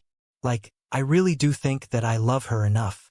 And you know what they say, a good hard relationship should cancel out hard, heavy arguing and fighting, right? Ricky, who says that? Who says that? Bubbles asked, genuinely baffled. Okay. You know what? Ricky conceded, rubbing the back of his neck. Maybe a horse was a bit much, gift-wise, whatever. I just wanted to show my future wife how much I loved her. So I wanted it to be big. But I guess the real big news here is the engagement, right? I guess it is, Ricky. Congratulations. Bubbles offered softly, though his eyes betrayed his deep worry. I do not know. I just want you to be happy. But that is fine. Yeah, me too, buddy. But, Julian started, before being cut off by a commotion at the back of the crowd.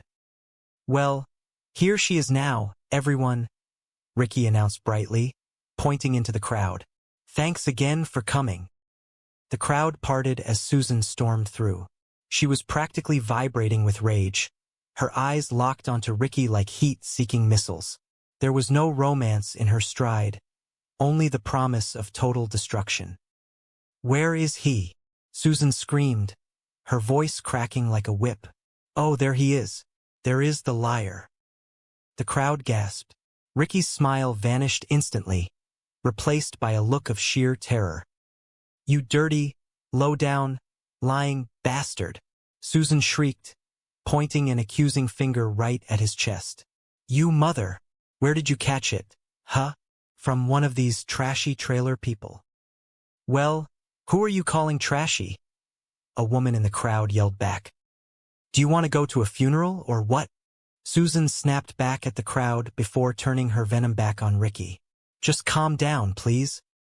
"What are you talking about?" Ricky stammered, holding his hands up defensively. "Catch what? Catch what? Catch what? A disease is catch what?"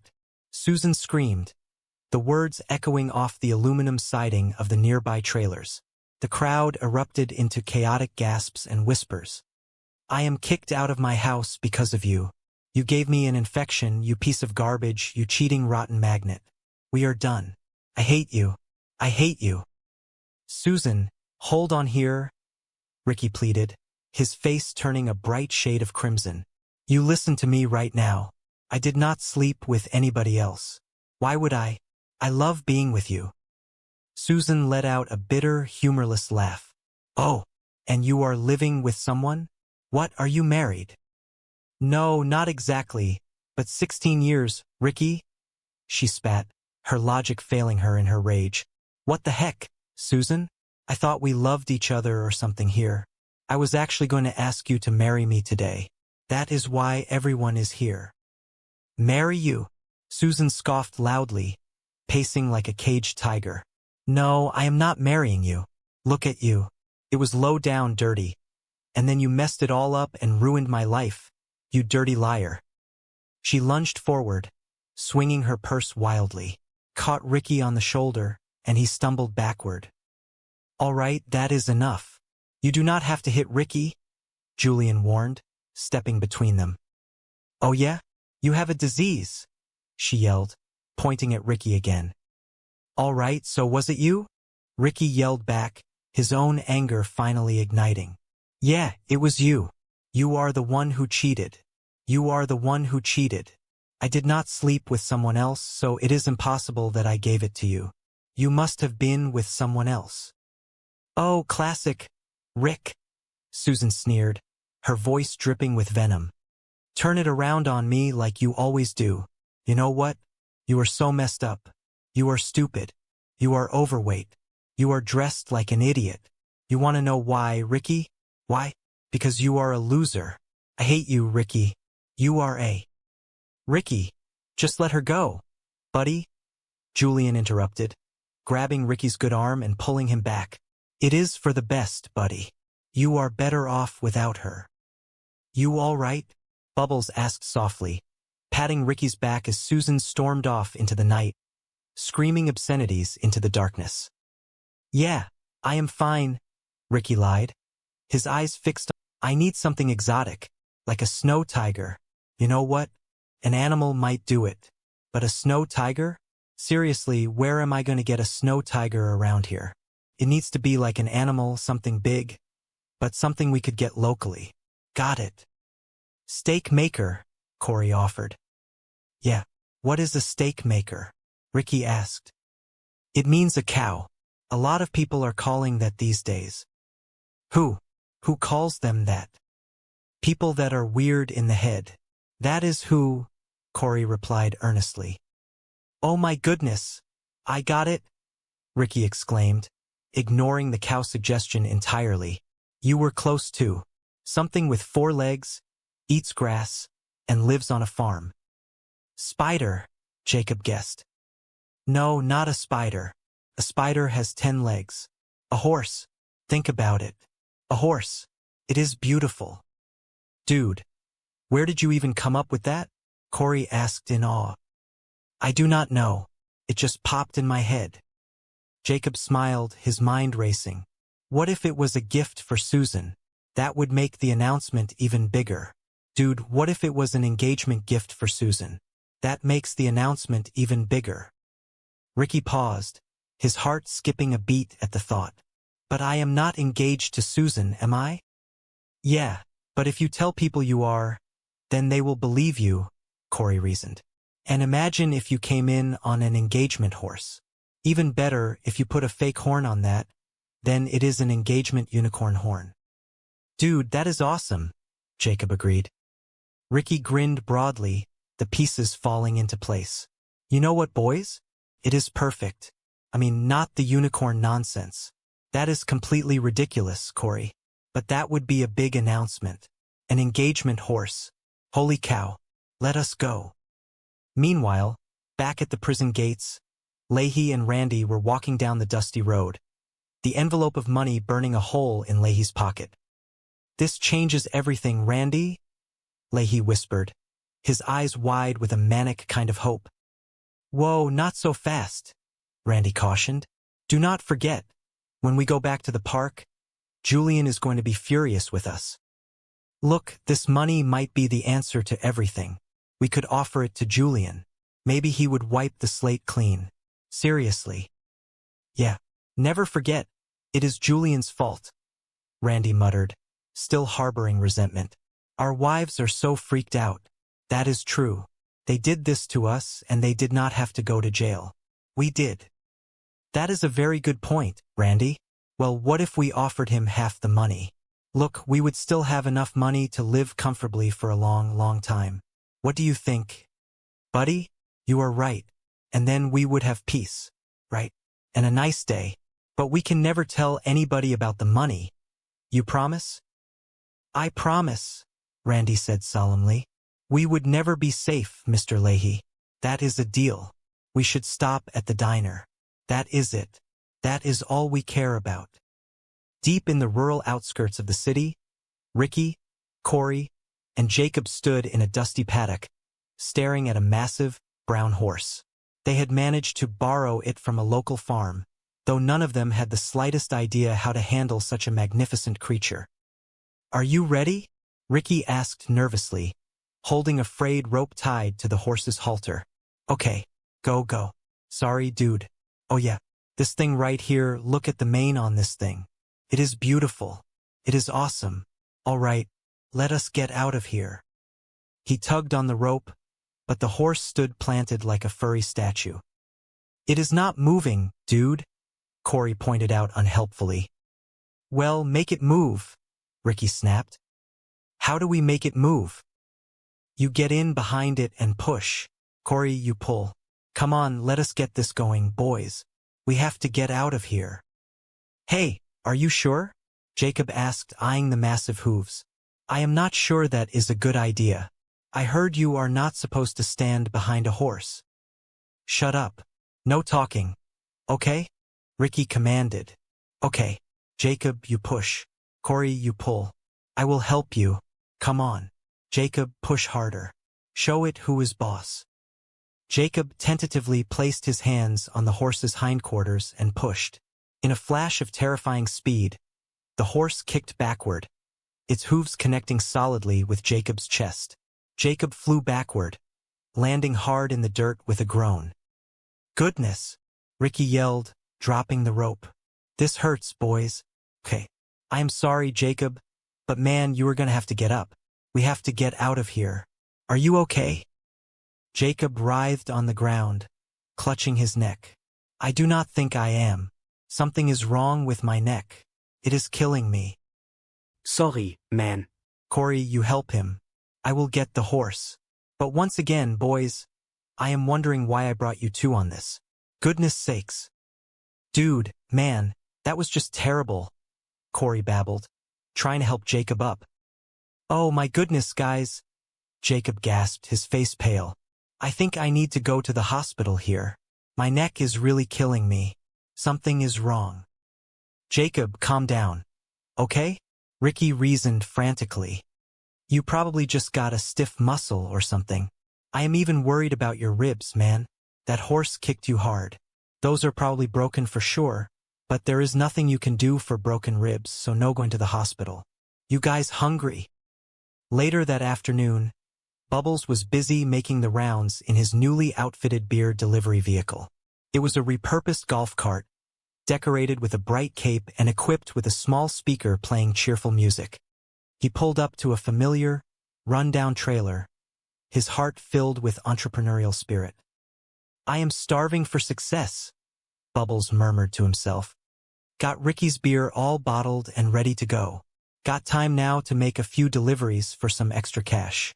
Just like a little ice cream truck. But for beer, you know, the beer has been going awesome. Donnie has been my #1 customer. Some people think this beer is a little bit strong, but Donnie loves it. He knocked on the door. It flew open instantly, revealing a red-faced, incredibly angry man. See, it is not strong for goodness sakes. Donnie screamed at the top of his lungs, pointing furiously at his driveway. Are you kidding me? I just had that thing re-graveled. Bubbles took a step back, holding up his hands peacefully. Donnie, calm down. I will give you a free case to make up for it. Oh, you are right, you will. Donnie bellowed, spit flying from his lips. And you tell Ricky I want those chicken fingers replaced. He took them last Friday. Donnie, please relax. Are you coming to the party? I do not know yet. Donnie screamed, slamming the door so hard the trailer shook. Bubbles sighed, shaking his head as he climbed back into his cart. Okay, buddy. Can you imagine going around being that angry all the time? He is gonna pop a blood vessel in his head. Goodness sakes. Meanwhile, Julian was pacing outside his trailer, his mind heavy with debt and frustration, when he saw Leahy and Randy walking into the park. Looking surprisingly clean and chipper, his anger boiled over. He stormed toward them, his jaw clenched tight. Hey guys, Randy said nervously as Julian approached. Hey, can you give us a break? We just got home. We are trying to get our lives together here. Back off, guys. All right.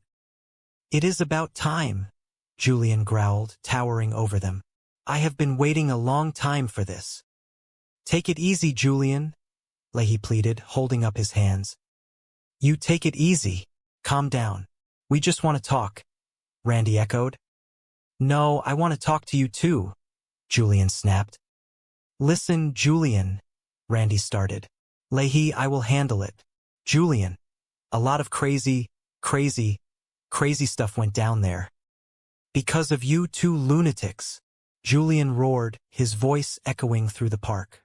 You ruined my life. Well, Randy and I are willing to take full responsibility, Leahy said smoothly, trying to de-escalate the situation. You are taking full responsibility, all right? Yeah, because we feel terrible, Randy added, but we think we have a plan to make it all up to you. Julian stepped closer, his eyes narrowing. Shut up. I am calling the shots here. You took us for $400,000. So this is what is going to happen. I am taking half your wages for the rest of your life until you pay me back. Leahy and Randy exchanged. First of all, obviously, you stole them. No, we did not steal them, Ricky defended quickly. We got them at the news store. I read everything, and the guy opened up. Great idea, buddy. Holy cow. The I read everything store, Julian muttered sarcastically. Suddenly, Trinity rushed into the yard, her face pale with worry. Dad, why are there ball bearings in Jacob's chest? What happened last night? Ricky stumbled backward. What? Those are not ball bearings. They are pieces of gravel from the rollerblade skiing accident we had. Nice try, Trinity demanded, her voice trembling. Tell me the truth. Those are from a shotgun shell. The yard fell dead silent. Ricky looked at his daughter, then at Julian and Bubbles. The weight of his secret, the failure of his grand plan, and the pain of his injury all converged into a crushing wave of guilt. Okay, you know what? Trin, boys, I am sorry, Ricky confessed, hanging his head. I have been keeping a secret from you guys the whole summer. I was not upgrading my small engine repair certification, and I was not taking that crane operator's course I told you about. I was secretly growing out in the woods down by Billy Bastard's Bluff. Dad, Trinity breathed, her heart breaking. Unbelievable, Ricky. You promised me. I know. I am sorry. But, I mean, it was amazing.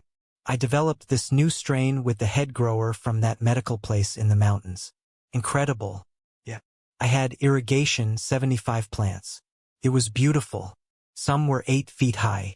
It was amazing. Do not care, Ricky, Julian interjected coldly. And I had a one-shot backdoor cash deal. If it was going to happen today, I would have been done for life. Do not care, Julian repeated. Anyway, last night, it all went to pieces, Ricky continued, his voice cracking. And yes, I did take Jacob and Corey with me. That is on me. But it was not supposed to go down like that. When we got there, they cut down the plants with these other guys, and they stole everything, and they shot at us. Trinity shook her head, tears forming in her eyes. You are unbelievable. How could you take my husband, your son-in-law, on a job like that? Well, he did want to go. He did not have to, Ricky offered weakly. Oh yeah, it is his fault. He wanted to go. Trinity snapped back. What if he wanted to just jump off a bridge, Ricky? Would you let him? Julian stepped forward, his anger palpable. Why would you do this, man? And without us, you guys could have been killed. You know what, boys? I was this close to being retired. This close. And I am going to find out who stole it, and I am going to make them pay. No, you are not, Julian said firmly. It is over. It is gone. Leave it. I should have known. I should have known that the big announcement was going to have something to do with illegal nonsense. Ricky, every single time. Ricky stood up straighter, his pride wounded but his resolve hardening. No, that is not what the big, huge announcement is going to be at all. No, something totally different. Bigger than a tiny little deal. Okay. So there is still a big announcement, is there? Bubbles asked cautiously. And you still need all that beer? Yes, I do, Ricky confirmed, trying to muster some enthusiasm. Big announcement coming down the pipe. It is huge. It is, you are. Big announcement still coming. Everybody, big announcement. It better be a doozy, Ricky, Julian warned. It is going to be a major doozy. Across town, the heavy iron doors of the correctional facility groaned open, spilling harsh daylight into the sterile waiting area. Mr. Leahy and Randy stood side by side, their meager belongings clutched in small bags. Despite the concrete walls and the echo of clanging metal, a profound sense of relief washed over them both. We are finally getting out today, Leahy said, his voice softer than usual. You know, I hate this despicable place. Randy and I got nothing now. We will be starting over from scratch. But that is okay. Because at least we will not be in here. At least we will have each other. I love my Randy. My beautiful Randy. Randy smiled, resting a hand on Leahy's shoulder. The time in there had helped them get closer than they ever had been. Their bond had forged into something unbreakable through the sheer hardship of isolation. Randy just hoped Mr. Leahy was okay in the head when they finally stepped back into the real world. Their tender moment was abruptly interrupted by the heavy, authoritative footsteps of Officer Ted Johnston. Ted smirked, his uniform immaculate, his badge catching the overhead lights. What do you want, Ted? Leahy asked, his back stiffening. We are free men now. Rumor has it that you are going to try and make things difficult for me.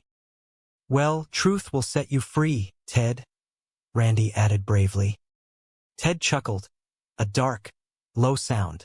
And I am going to bet you will not. But I am going to bet you $50,000. That is for you screw-ups. Some shut the hell up money. He handed over a thick manila envelope. Leahy stared at it, his mind racing. That $400,000 we busted you guys with was supposed to go to the Crown Attorney under the Proceeds of Crime Act, Ted explained casually. And it would have been locked up in an evidence room forever. That did not make sense to me. Our department needed computers, new forensics equipment, and a new cruiser. And let us just say I made sure that that money stayed with the police station. So, That just leaves you two jackasses with those loose ends. Ted leaned in close, his breath smelling of stale coffee. So, are we good here? Or am I going to have to fake some charges and keep you two pea brains in here a little longer? Leahy swallowed hard, the weight of the envelope heavy in his hands. Thanks a lot, Ted. We are more than good. Right, Randy? Right? Randy squeaked. You understand that this is hush money, Ted warned, his eyes cold. So, not a word, or I am going to destroy your lives. Back at the trailer park, Ricky was trying to salvage the day. He stood in his front yard, proudly showing off his latest creation to Corey and Jacob, who were nursing their minor injuries from the disastrous night before. Look at this thing, Ricky declared, pointing to a surprisingly well-constructed two-story wooden deck attached to his trailer. I built this by myself.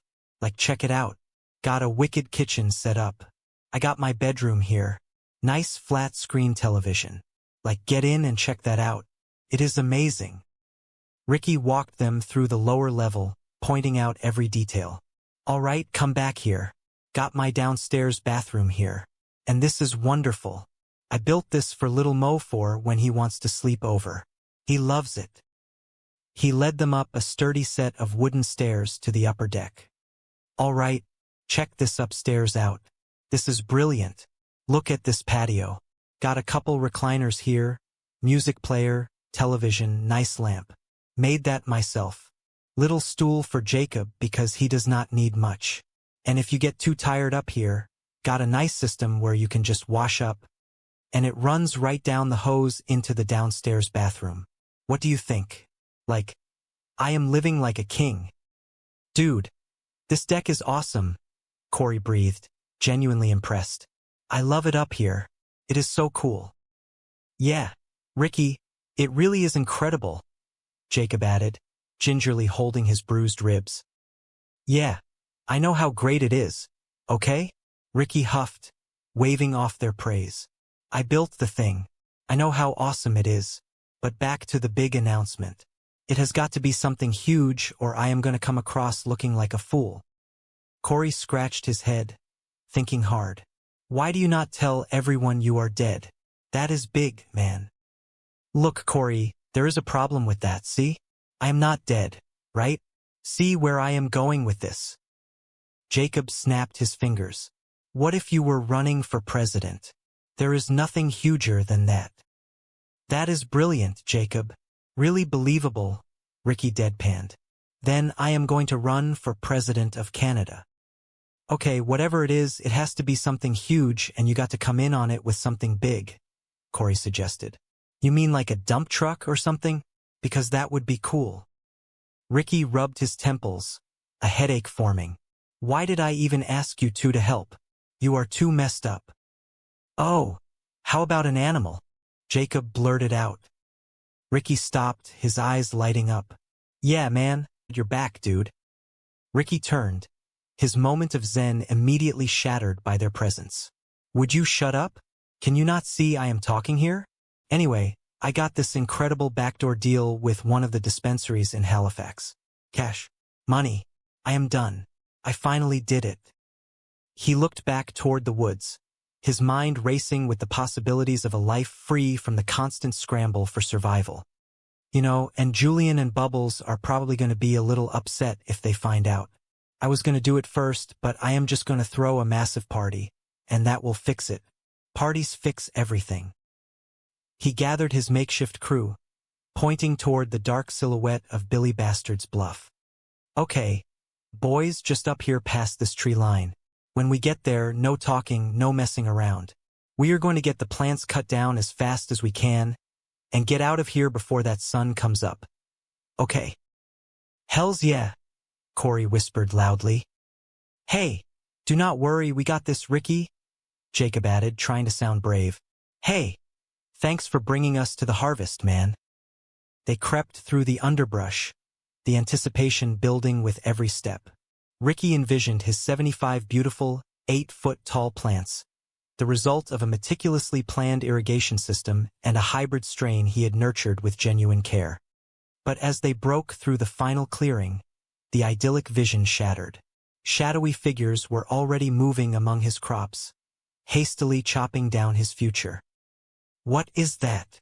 Ricky hissed, panic rising in his chest. Is that the cops? Cops! Jacob squeaked. Suddenly, a loud blast echoed through the trees.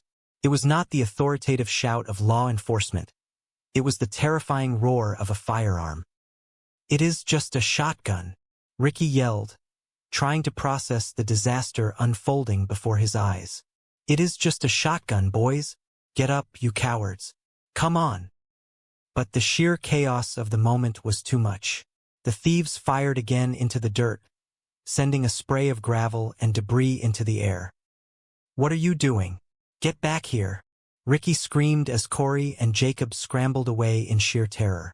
Ricky felt a sharp sting on his arm as he dove for cover, watching helplessly as his dreams were loaded into the back of a rusted pickup truck. No. No. Oh, my goodness. Ricky wailed, the reality of the situation crashing down upon him. He sat in the dirt, clutching his grazed arm, looking up at the indifferent night sky. I guess I should not be surprised. Hermit crab, why does the rest of the world keep fishing me up? Oh, hey, fellas. The next morning, the sun rose over Sunnyvale, casting a warm, golden hue over a completely different kind of enterprise. Behind Bubbles' shed, a complex and impressively neat arrangement of tubing, glass carboys, and metal vats glinted in the daylight. Bubbles stood proudly in the center of it all, wiping his hands on an apron, a beaming smile on his face. What is going on? Bubbles greeted Julian, who had just wandered over, looking tired and uncharacteristically defeated. Check out the new setup. Check this out. I sold my pizza sauce recipe to that guy with the weird accent. Reinvested every penny into making beer. Look at this. Started off slow, but I am making some decent money at it now. Bubbles proudly held up a brightly labeled bottle. Look at that. Green Bastard India Pale Ale. Selling a ton of that to people in the park. Business is booming. Julian managed a weak nod, his eyes scanning the impressive operation. It is booming, Bubbles continued, his voice filled with a mixture of excitement and stress. But I am under some pressure today. Ricky is making some kind of a major announcement. He is throwing a big party. I have to get this whole batch bottled up, because he ordered 22/4, so it must be big news. I am pumped. Hey, Bubbles. Hey, Julian. A neighbor called out in passing. How is the beer business treating you, buddy? Julian asked, his tone betraying a hint of envy masked by genuine curiosity. Oh, it is amazing. It is amazing. A lot less work than hauling shopping carts and all. Julian took a sip from his ever-present glass, his mind churning. You know what? I have been thinking. Why do you not make a beer with my name on it and your face? Bubbles chuckled, adjusting his thick glasses. Yeah, I might be able to. Maybe make a protein beer. Call it Muscle Man, get it? That is a little funny. Julian leaned in closer, his business instincts kicking in. So what are your sales like, man? You making a profit or what? My sales? Yeah. My sales are great, actually, Julian. Bubbles paused, his smile fading slightly as he recognized the familiar gleam in Julian's eye. See where this is going. See where this is going. Well, Bubbles is making money now. Bubbles is making money. So Julian is all of a sudden very interested in the beer business. Do not be difficult, Julian sighed, looking away. Let me guess. What? You want to be part of it? Listen, I just want to make sure you are doing the right thing here and nobody is ripping you off. Okay? Do you know the valuation of your company? Huh? Do you know your profit margins on your sales each week? Bubbles crossed his arms, standing firm in front of his life's work. Look, do not try to interrogate me, buddy. Okay. I watch television business shows, too. I know all these terms you are using. Julian's shoulders slumped, the facade dropping completely. Bubbles, I am in trouble. I am broke, man. I do not know what I am going to do. I am trying to go legit here, man. but I am finding it very, very hard. I had movie night last night with a girl. She had to buy the popcorn. You know how embarrassing that is. Well, I told you, Bubbles replied, his tone softening with immediate empathy. You should not be going to the movies. It is a rip-off. Bubbles, I was watching a movie in my trailer. I could not afford microwave popcorn.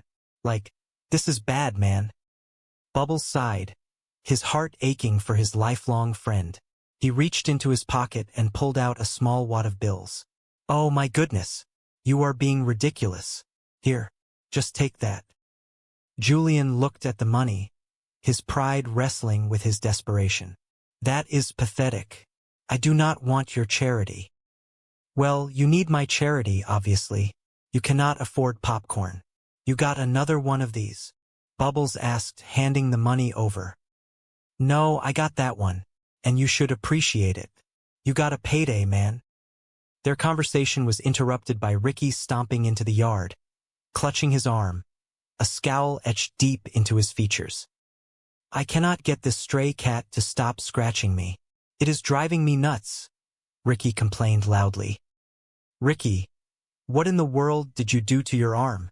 Bubbles asked, his eyes widening at the sight of the bandaged, bloody mess. Julian raised an eyebrow. Well, that girlfriend of yours finally tried to do you in, did she? Ricky shook his head, leaning against a wooden barrel. I have been dating this girl Susan now for 4 or 5 months, and it has been great. I actually forgot how much I missed having someone to share everything with. I mean, she is a bit hard to deal with at times, but the connection is the best I have ever had in my life. Like, insane. Like, it is so crazy that I have to get back in shape. I did not realize how out of shape I was until I started seeing her.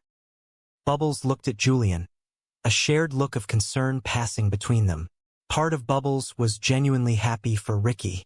He thought it was good, and he believed Ricky needed a companion in his life. But to be honest, Susan scared him a little bit, and by a little bit he meant massively. He did not like the way she seemed to control Ricky's mind without him even realizing it. Goodness, Ricky, look at this thing, Bubbles said, inspecting the arm closer. That is a nasty cut. How did you do this? Ricky cleared his throat, shifting his weight uncomfortably. Well, me and Corey and Jacob were rollerblade skiing. Actually, it was a good time, and we are flying along, and all of a sudden, boom, hit this patch of gravel and we go down. Like, we went down hard. Jacob got the worst of it. It was terrible. They should not even be allowed to make gravel. Just not good for rollerblade skiing, let me tell you. Yeah, rollerblade skating, Julian corrected skeptically. That is what you were doing. How and where would you guys even get rollerblades? Not a healthy match. You are going to be okay. Yes, Richard whispered, his voice cracking. I am fine. Let us just get something to eat. Come on, man. Later that evening, the party had dispersed. The neighborhood was quiet once again. Richard, Julian, and Bubbles sat around a small campfire behind Bubbles and his shed. The horse had been safely returned to the equestrian center. Richard stared into the flames, looking defeated and weary. Julian sat quietly, sipping a glass of water, contemplating his new financial stability. Boys, Bubbles began softly, breaking the silence. Do you need anything else to eat? I have some leftover sandwiches. No, I am good, Richard muttered. Thank you, Bubbles. I feel like a piece of garbage today. You are not garbage, Richard, Bubbles said firmly, pulling up a lawn chair and sitting directly across from his 2 best friends. But I have to get something off my chest here that has been building for a long time. It has been building, and I cannot hold it in anymore. Julian looked up. What is on your mind, Bubbles? Okay, listen, Bubbles said, leaning forward, his eyes serious behind his thick glasses. I will start off by saying that I love you guys. Okay? I always have and I always will. You are my family. Love you too, buddy, Richard said softly. Yes, me too, Julian agreed. Then I need you to listen to me, Bubbles continued. his voice rising with passion. This might sting a bit, boys, but it absolutely needs to be said. Have you guys looked in the mirror lately? Have you really looked deeply at yourselves and where your lives are heading? Richard looked down at his scuffed boots. It is time to grow up, Bubbles said, his voice thick with emotion. Because we are getting older, boys. We are getting older, and we are not taking care of ourselves, and we are repeating the same exhausting cycles. You are making the same foolish decisions like you are still 17 years old. Nothing is changing. And who is benefiting from it? Nobody. I almost benefited today, Richard argued weakly. I was almost retired with that botanical project. You are not retired, Richard, Bubbles countered sharply. That is the entire point I am trying to make. You are not retired, and you should not have been lying to your family and your friends about secretly growing things in the woods. That is dishonest, and it always leads to disaster. Yes, it was a mistake, Richard admitted, a tear escaping his eye. I know. I am sorry. It was very foolish. I should have told you guys. I just wanted to be successful for once. This is a wake-up call right now, boys, Bubbles pleaded. I am telling you, because I have finally gone legitimate. I have a real, honest business going with the artisan ginger ale. I am creating something positive. And Julian, you finally have a chance to start fresh without looking over your shoulder. Bubbles reached out and placed a hand on Richard and his knee, and his other hand on Julian and his arm. I know how you guys operate, Bubbles said softly, his eyes shining with unshed tears. When things get difficult, you resort to breaking the rules. And I know where that path ultimately leads. If you keep doing this, one day you are going to end up incarcerated for a very long time. You are going to wind up in a cold cell for the rest of your lives. All alone. Growing old without the people who care about you. He paused, letting the weight of his words settle over the campfire. And when you are in there, taking your last breaths on this earth, Bubbles whispered, a tear finally tracking down his cheek. There is going to be no family there. Trinity will not be there. And Bubbles will not be there to hold your hand. Because you pushed us all away for the sake of a quick, foolish scheme. Richard wiped his face, openly weeping now. Julian stared into the fire, his jaw clenched tight with emotion, knowing that every word Bubbles spoke was the absolute truth. If you guys truly love me as much as you say you do, Bubbles concluded, his voice steady and full of love, then the dishonesty and the shortcuts are over for good. That is it. That is all I have to say. I want you guys to think about that tonight. Bubbles stood up slowly. He walked over to a small cooler, pulled out 2 bottles of his finest Green Champion artisan ale, and handed one to Richard and one to Julian. Consider it thinking fuel, Bubbles smiled gently. I believe in you both. We have a beautiful life right here, if we just choose to live it properly. As Bubbles walked away, leaving them to their thoughts, Richard looked at the bottle in his hand. He looked at Julian, who was already untwisting the cap. He is right, Julian, Richard said softly, the cool night air feeling different now, felt like a fresh start. He is absolutely right. Julian raised his bottle towards Richard in a silent toast. To a new chapter, buddy. No more shortcuts. To a new chapter, Richard echoed. They sat together by the warm glow of the fire, the sounds of the peaceful valley surrounding them. The grand announcements and the foolish schemes of the past faded away into the smoke, replaced by the quiet, enduring strength of brotherhood and the promise of a better, brighter tomorrow. The road ahead would require hard work and honesty, but for the first time in a very long time, they were finally walking in the right direction. The night sky over Halifax was a canvas of deep indigo, speckled with the faint, glimmering light of distant stars. The air was crisp, carrying the earthy scent of pine needles and damp soil. For a long time, life had felt like an endless cycle of missteps and missed opportunities, but tonight felt entirely different. Standing at the edge of the dense woods, staring out into the quiet expanse, a profound sense of pride swelled within the heart of a man who had spent his entire life living in the shadows of others. This was a monumentally important night for him. He had finally achieved something completely on his own, and it was paying off in a way he had never imagined. In the past, his endeavors had always been intertwined with his two closest companions, Julian and Bubbles. While he cherished their friendship deeply, their combined efforts usually resulted in chaotic misunderstandings and inevitable failure. But this time, he had taken matters into his own hands. He had educated himself, meticulously studying the delicate art of botanical cultivation. He had learned that if you want something done right, you truly have to do it yourself. He whispered a quiet word of gratitude into the night air, acknowledging that his friends had helped in their own small ways, but the ultimate victory was his. He had successfully negotiated an incredible confidential agreement with one of the most prominent natural medicine dispensaries in the city. It was a flawless arrangement, cash in hand, no complicated paperwork, and a guaranteed fresh start. He felt a wave of relief wash over him. He was finally done with the endless struggle. He had succeeded. A small pang of guilt tugged at his conscience. He knew that Julian and Bubbles would likely be upset when they discovered he had kept such a massive secret from them. He had initially planned to share the endeavor with them, but the fear of another catastrophic failure had held him back. To soften the blow, he had devised a brilliant plan.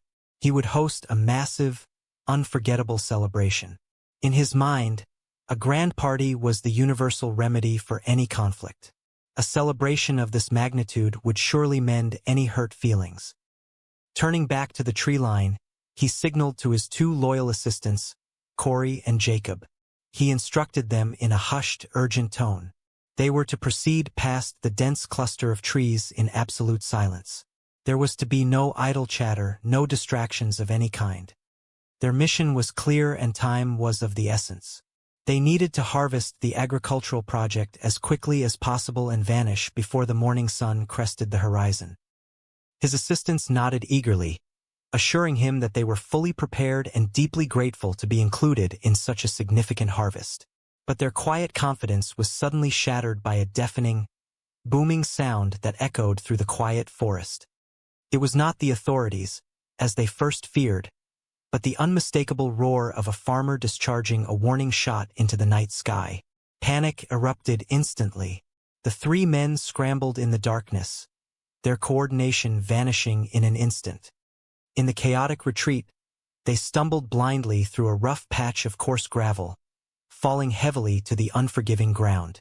The dream of a quiet, successful harvest dissolved into a frantic, painful escape. Laying in the dirt, breathing heavily, a profound sense of familiar disappointment settled over him. He looked up at the indifferent night sky. To go. I have time now to make a few individual sales for some extra cash. A loud, angry voice interrupted the cheerful atmosphere.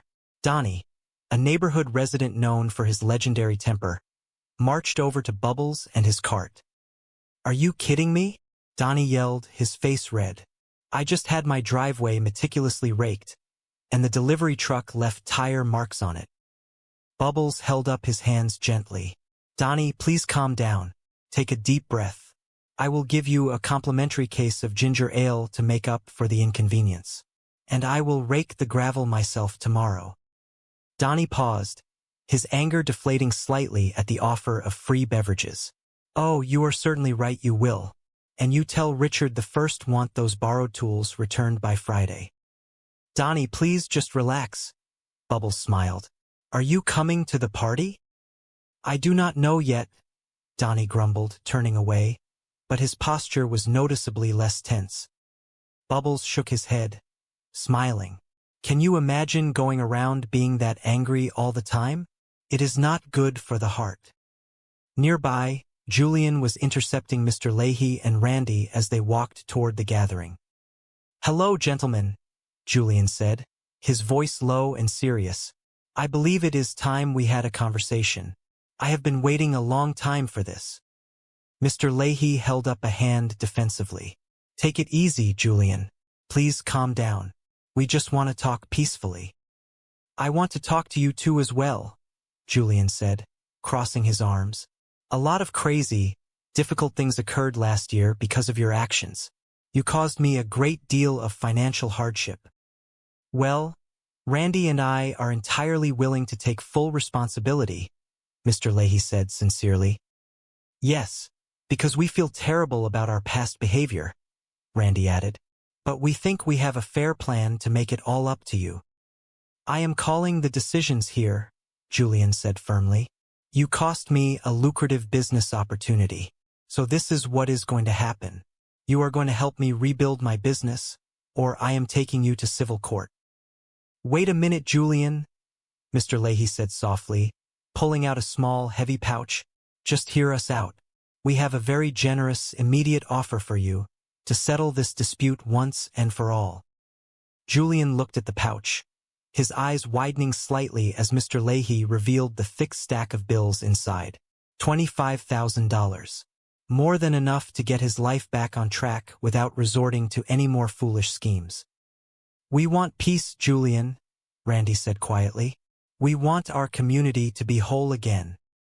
Julian slowly reached out and took the pouch, the weight of his financial burdens lifting instantly. Thank you, Mr. Leahy. I accept your apology. We are good.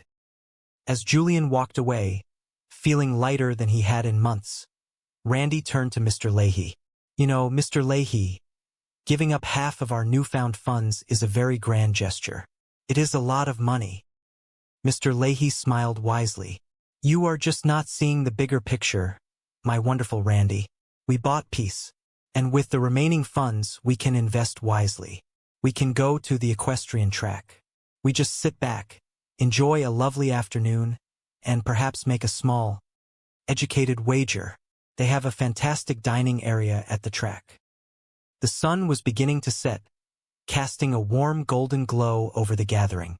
A large crowd had formed around Richard and his patio. Music played softly from a portable stereo. Hello, everyone, someone announced over a microphone. I hope you are all having a wonderful time. Make some noise for our host, Richard. The crowd applauded politely as Richard stepped up to the microphone, wearing his finest, cleanest shirt. Thank you, friends, Richard said, his voice echoing across the lawn. How is everyone doing today? Wonderful. Well, today is a monumental occasion for me, and that is why I wanted everybody here. Are you ready for the big announcement? Yes, the crowd cheered. All right, Corey, Jacob, it is time. Bring it out. From behind the trailer, Corey and Jacob emerged, struggling to lead a massive, beautiful brown horse adorned with a large pink ribbon around its neck. The crowd gasped.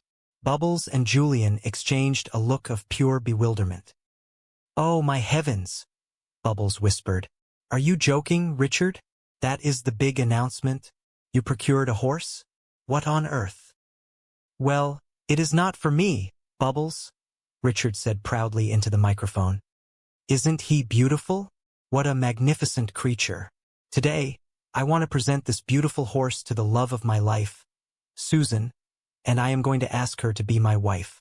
So thank you again, everybody, for coming to share this moment. The crowd murmured in surprise. Julian rushed up to the makeshift stage, pulling Richard aside. What are you doing? Julian hissed.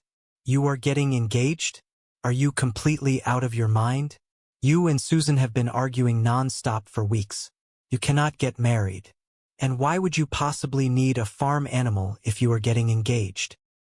It is a grand romantic gesture, Julian, Richard defended himself. A big animal for a big question. You do not need a horse, you foolish man, Julian sighed, rubbing his face. If she loves you and she wants to marry you, which is a miracle in itself, you do not need a horse to prove it.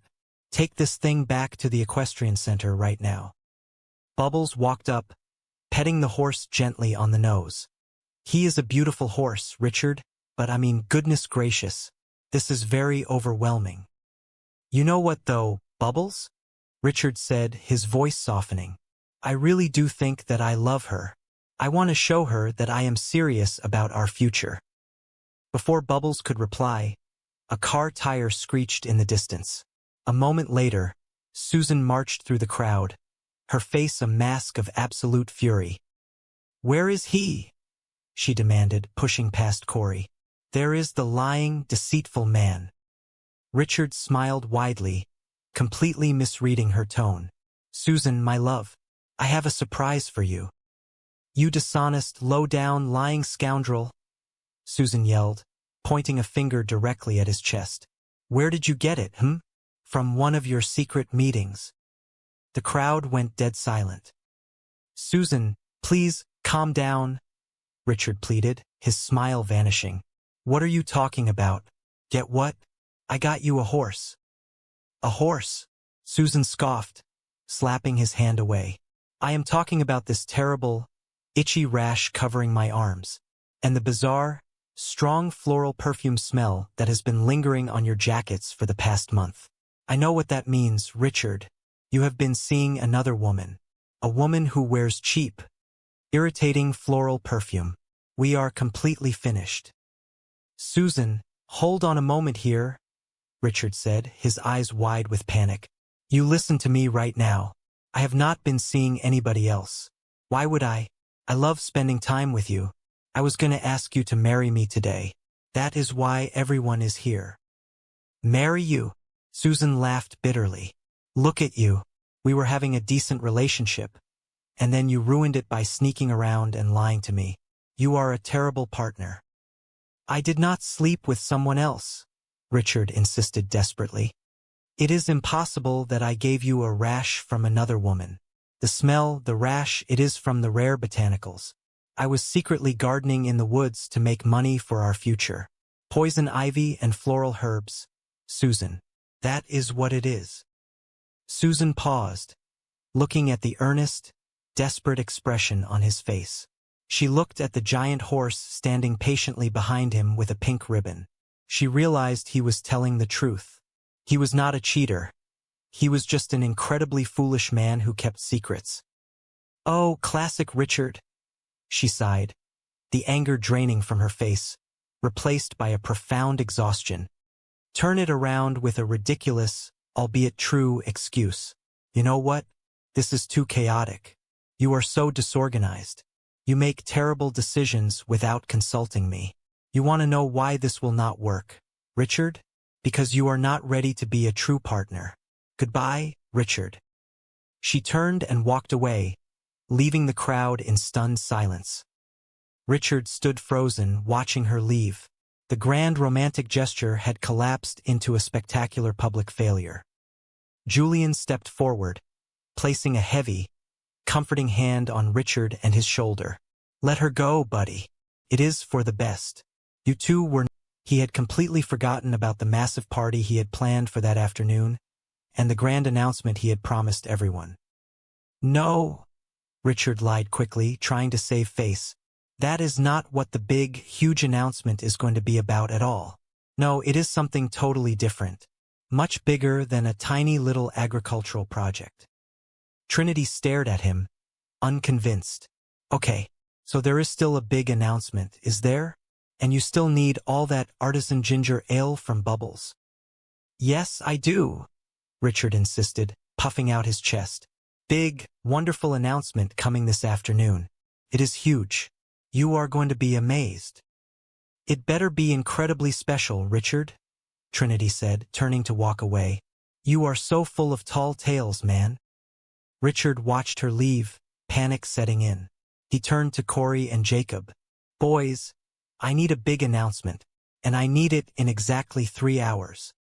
Downtown, at the Community Service Center, 2 familiar figures were stepping out into the bright sunlight.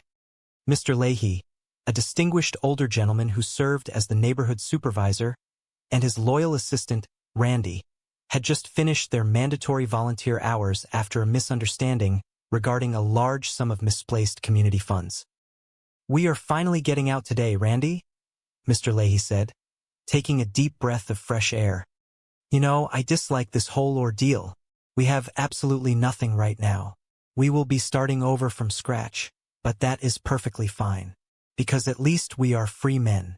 At least we have our friendship, my wonderful Randy.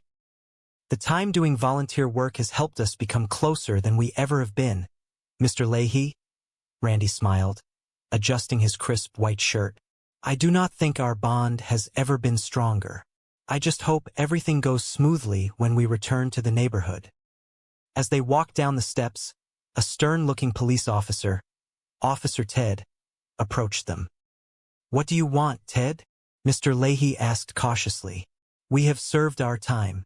We are free men now. Rumor has it that you are going to try and make things difficult for my department regarding that missing money," Officer Ted said, crossing his arms. "Well, the truth is a powerful thing, Ted," Mr. Leahy replied confidently. "And I am going to bet you will not say a word," Ted countered. "Because I am going to bet you $50,000. Consider it an investment in your silence. That $400,000 we seized during that confusing incident was supposed to go to the state attorney under the standard procedures.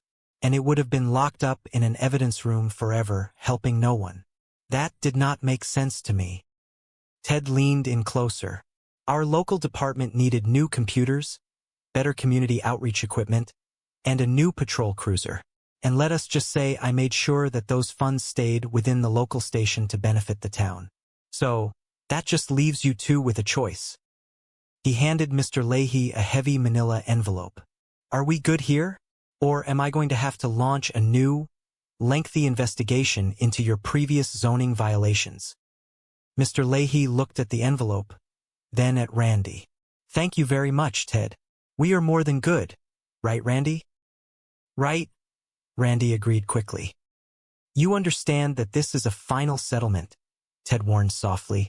"So, not a single word about the source of our new equipment, or I will ensure you spend the next 5 years picking up litter on the highway." As Ted walked away, Randy turned to Mr. Leahy, his eyes wide. "This changes everything, Mr. Leahy." "Hold on, not so fast, Randy," Mr. Leahy cautioned, tucking the envelope into his coat. "Do not forget, when we go back to the neighborhood, Julian is going to demand answers about the trouble we caused him last year." "Look, this money might be the answer to everything," Randy suggested hopefully. "We could offer a portion of it to Julian. Maybe he would forgive us and wipe the slate clean." "Seriously, sir?" Mr. Leahy pondered this. "That is a very thoughtful point, Randy. Our previous actions caused a lot of unnecessary stress. We did make mistakes."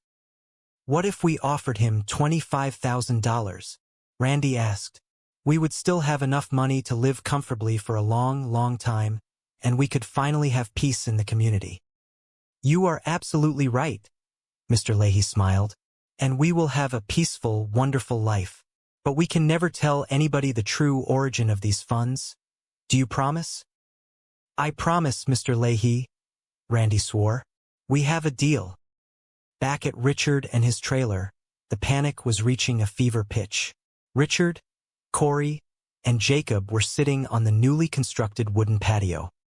"Look at this amazing structure," Richard said, trying to distract himself from his impending doom. "I built this entirely by myself. Check it out. I have a wonderful outdoor kitchen setup. I have my sleeping area over there. A nice, modern television. It is fantastic. I even built a little guest area for when my grandson wants to sleep over. He absolutely loves it." "Dude, this deck is awesome," Corey said, looking around. "I love it up here. It is so brilliant." "Yes, Ricky, it really is incredible craftsmanship," Jacob agreed. "Yes, I know how great it is, okay?" Richard snapped, his anxiety flaring. "I built the thing. I know how awesome it is. But let us get back to the problem of the big announcement. It has to be something huge, or I am going to come across looking like a complete fool in front of the entire neighborhood." Corey scratched his head. "Why do you not tell everyone you won the lottery? That is a big announcement, man." "Look, Corey, there is a major problem with that," Richard sighed, rubbing his temples. "I do not have any money. When people ask to see the winnings, what will I show them? See where I am going with this. What if you announced you were running for the town council?" Jacob suggested. "There is nothing more respectable than that." "That is brilliant, Jacob," Richard said sarcastically. "Really believable, because I am so known for my civic engagement and organizational skills. No, whatever it is, it has to be something tangible. Something grand. You mean like presenting a new vehicle or something? Because that would be impressive. Richard groaned. Why did I even ask you two for help? You are not thinking big enough. Oh, how about a rare animal? Corey blurted out. Yes, man. You need something exotic to show off. Like a majestic snow tiger. Richard paused. You know what? Presenting a grand animal might actually work.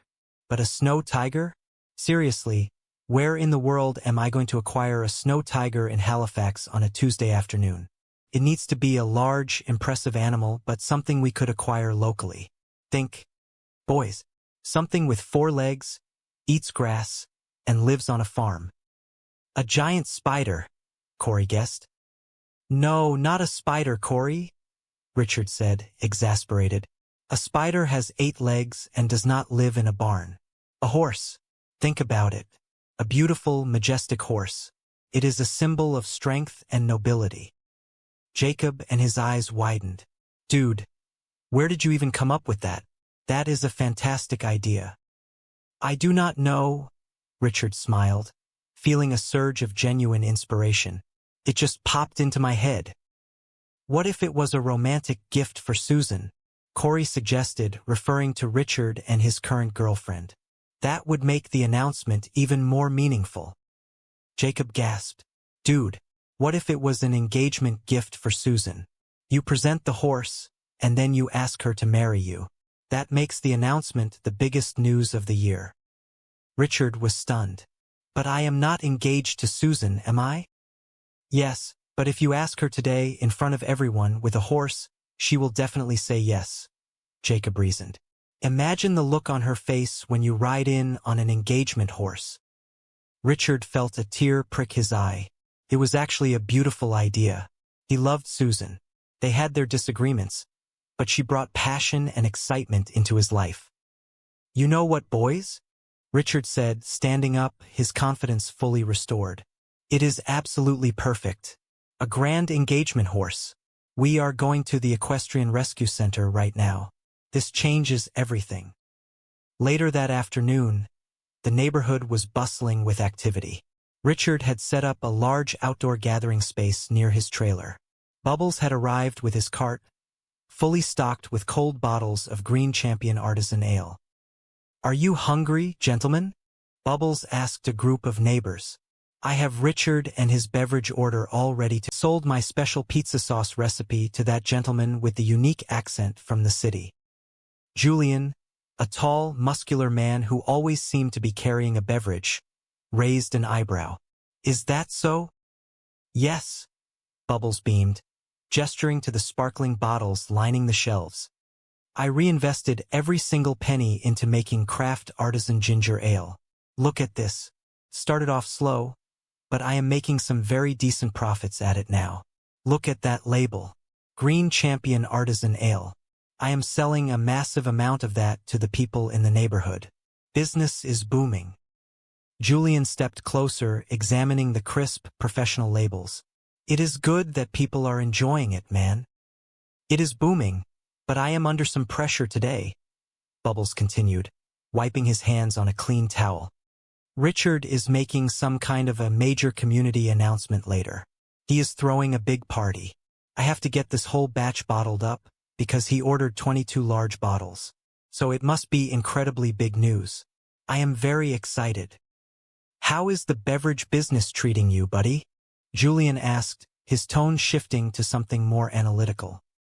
Oh, it is amazing, Bubbles replied cheerfully. It is absolutely amazing. It is a lot less difficult than my previous odd jobs. It feels wonderful to create something people enjoy. Julian took a sip of his coffee. You know what? I have been thinking. Why do you not make a special edition ale with my name on it and your face? Bubbles chuckled. Yes, I might be able to do that. Maybe make a health-focused protein beverage. Call it Muscle Man. That is a little funny. Do you not think?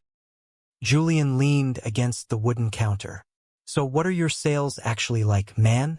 Are you making a solid profit or what? Bubbles narrowed his eyes slightly behind his thick glasses. My sales? Yes. My sales are exceptionally great, actually, Julian. I see where this is going. Where? You see where what is going? Julian asked defensively. Well, Bubbles is making money now, Bubbles said, speaking in the third person as he often did when he was being astute. Bubbles is making money, so Julian is suddenly very interested in the craft beverage business. Do not be unpleasant. Let me guess. You want to be a part of it. Julian sighed, running a hand through his dark hair. Listen, I just want to make sure you are doing the right thing here and nobody is taking advantage of you. Okay? Do you know the valuation of your company? Do you know your profit margins on your sales each week? Look, Bubbles said firmly, crossing his arms. Do not try to use fancy business vocabulary on me, friend. I watch educational television programs regarding business investments, too. I know all these terms you are using.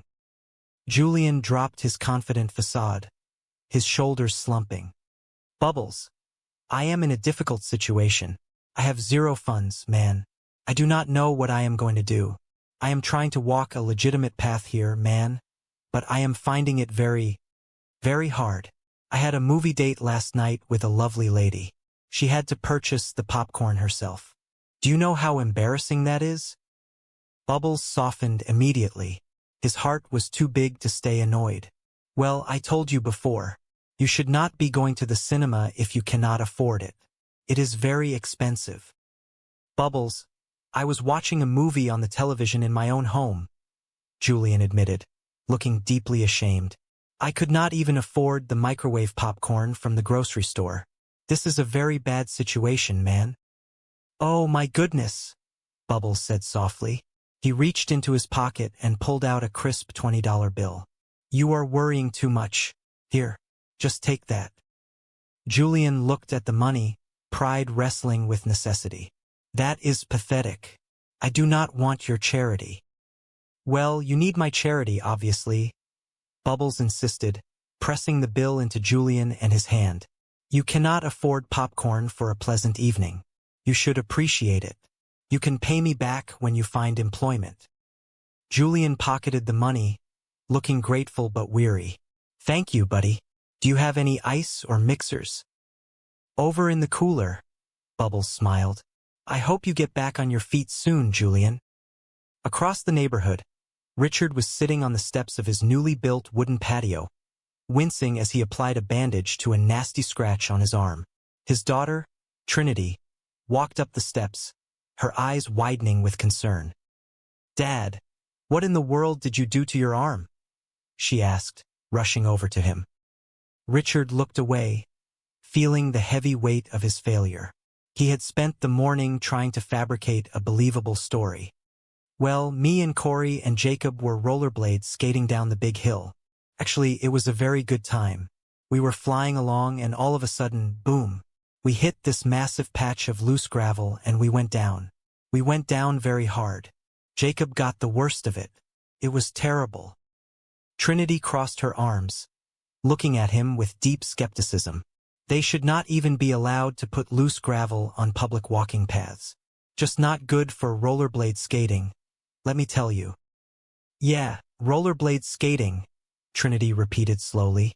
That is what you were doing. How and where would you three even acquire rollerblades? First of all, obviously, you must have borrowed them without asking. No, we did not, Richard stammered.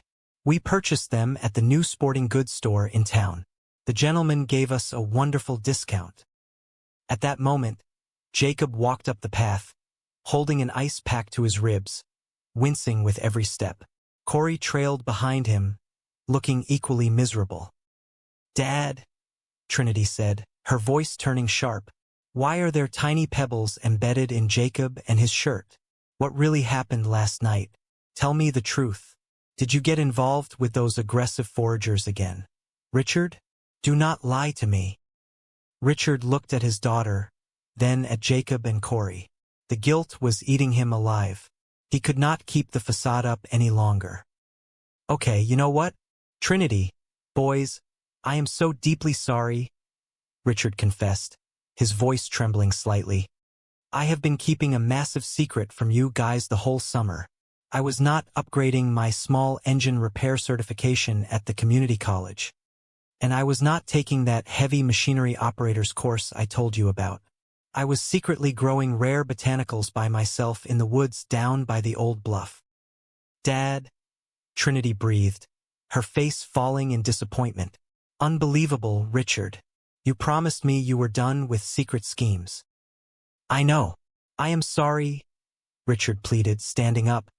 But, it was amazing. I developed this new, vibrant strain with the head grower from that wellness place.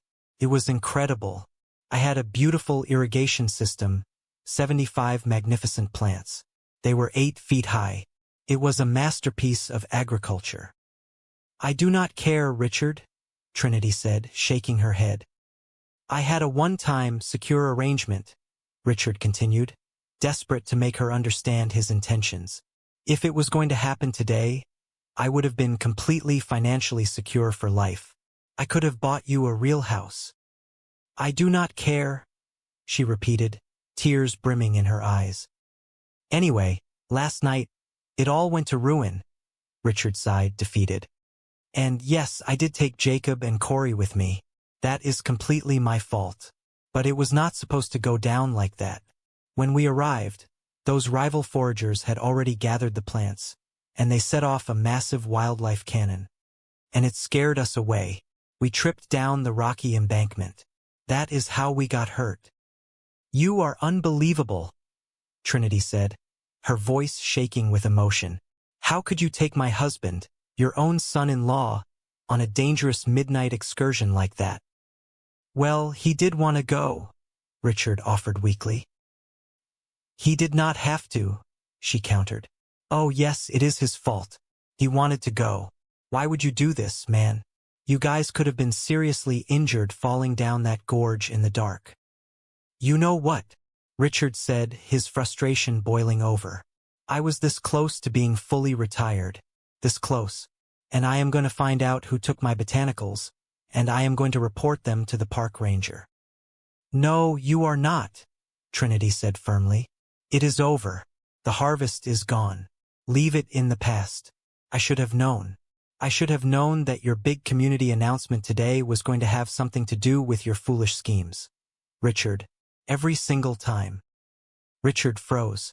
In the chaos of the night, finding joy in the simple act of nurturing life from the soil.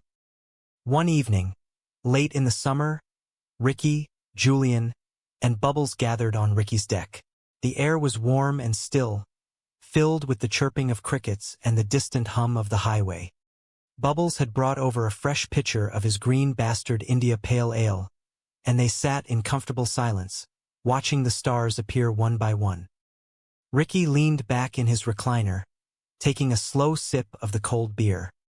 His hands were calloused and stained with paint, and his muscles ached from a long day of hanging drywall, but he felt a profound sense of contentment.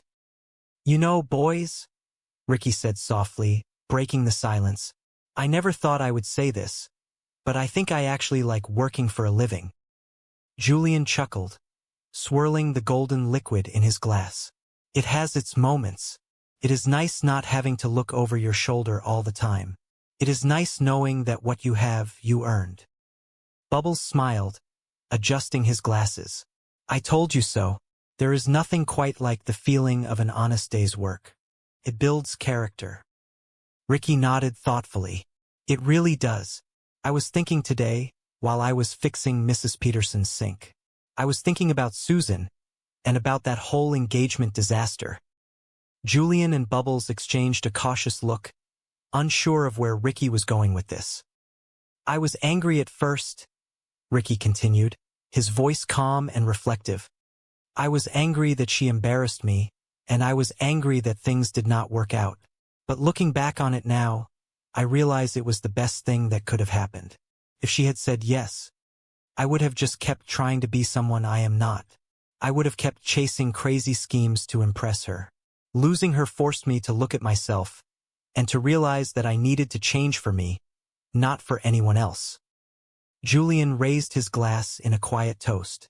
That takes a lot of maturity to admit, Ricky. I am proud of you. We all are, Bubbles added warmly. You have grown up a lot these past few months. We all have.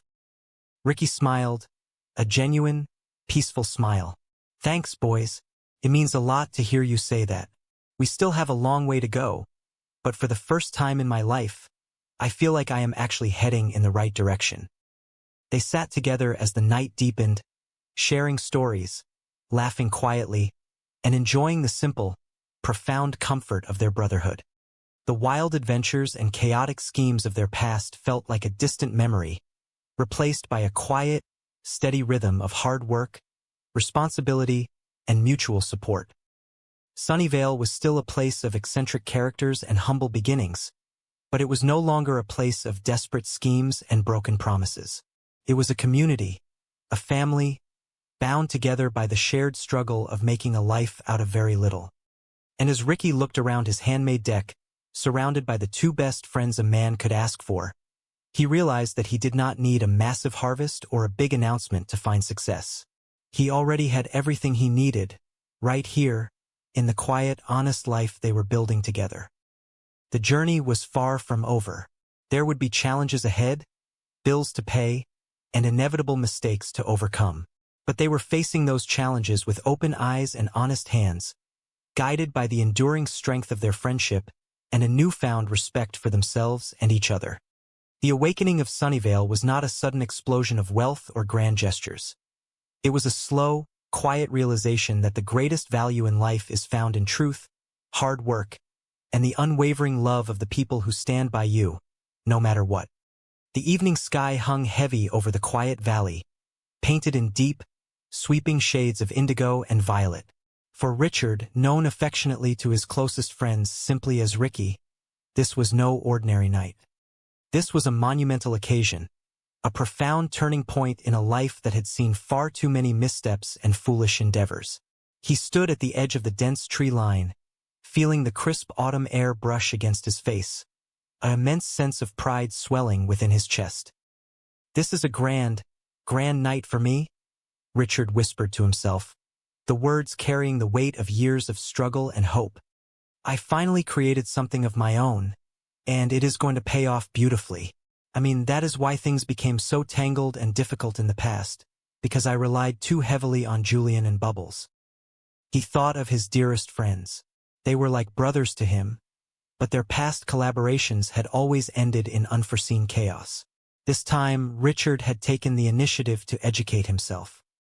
He had spent the entire summer secretly cultivating a rare, highly sought-after botanical herb in the secluded woods. He had developed a resilient, vibrant new strain alongside the head botanist from the Holistic Wellness Center in the city of Halifax.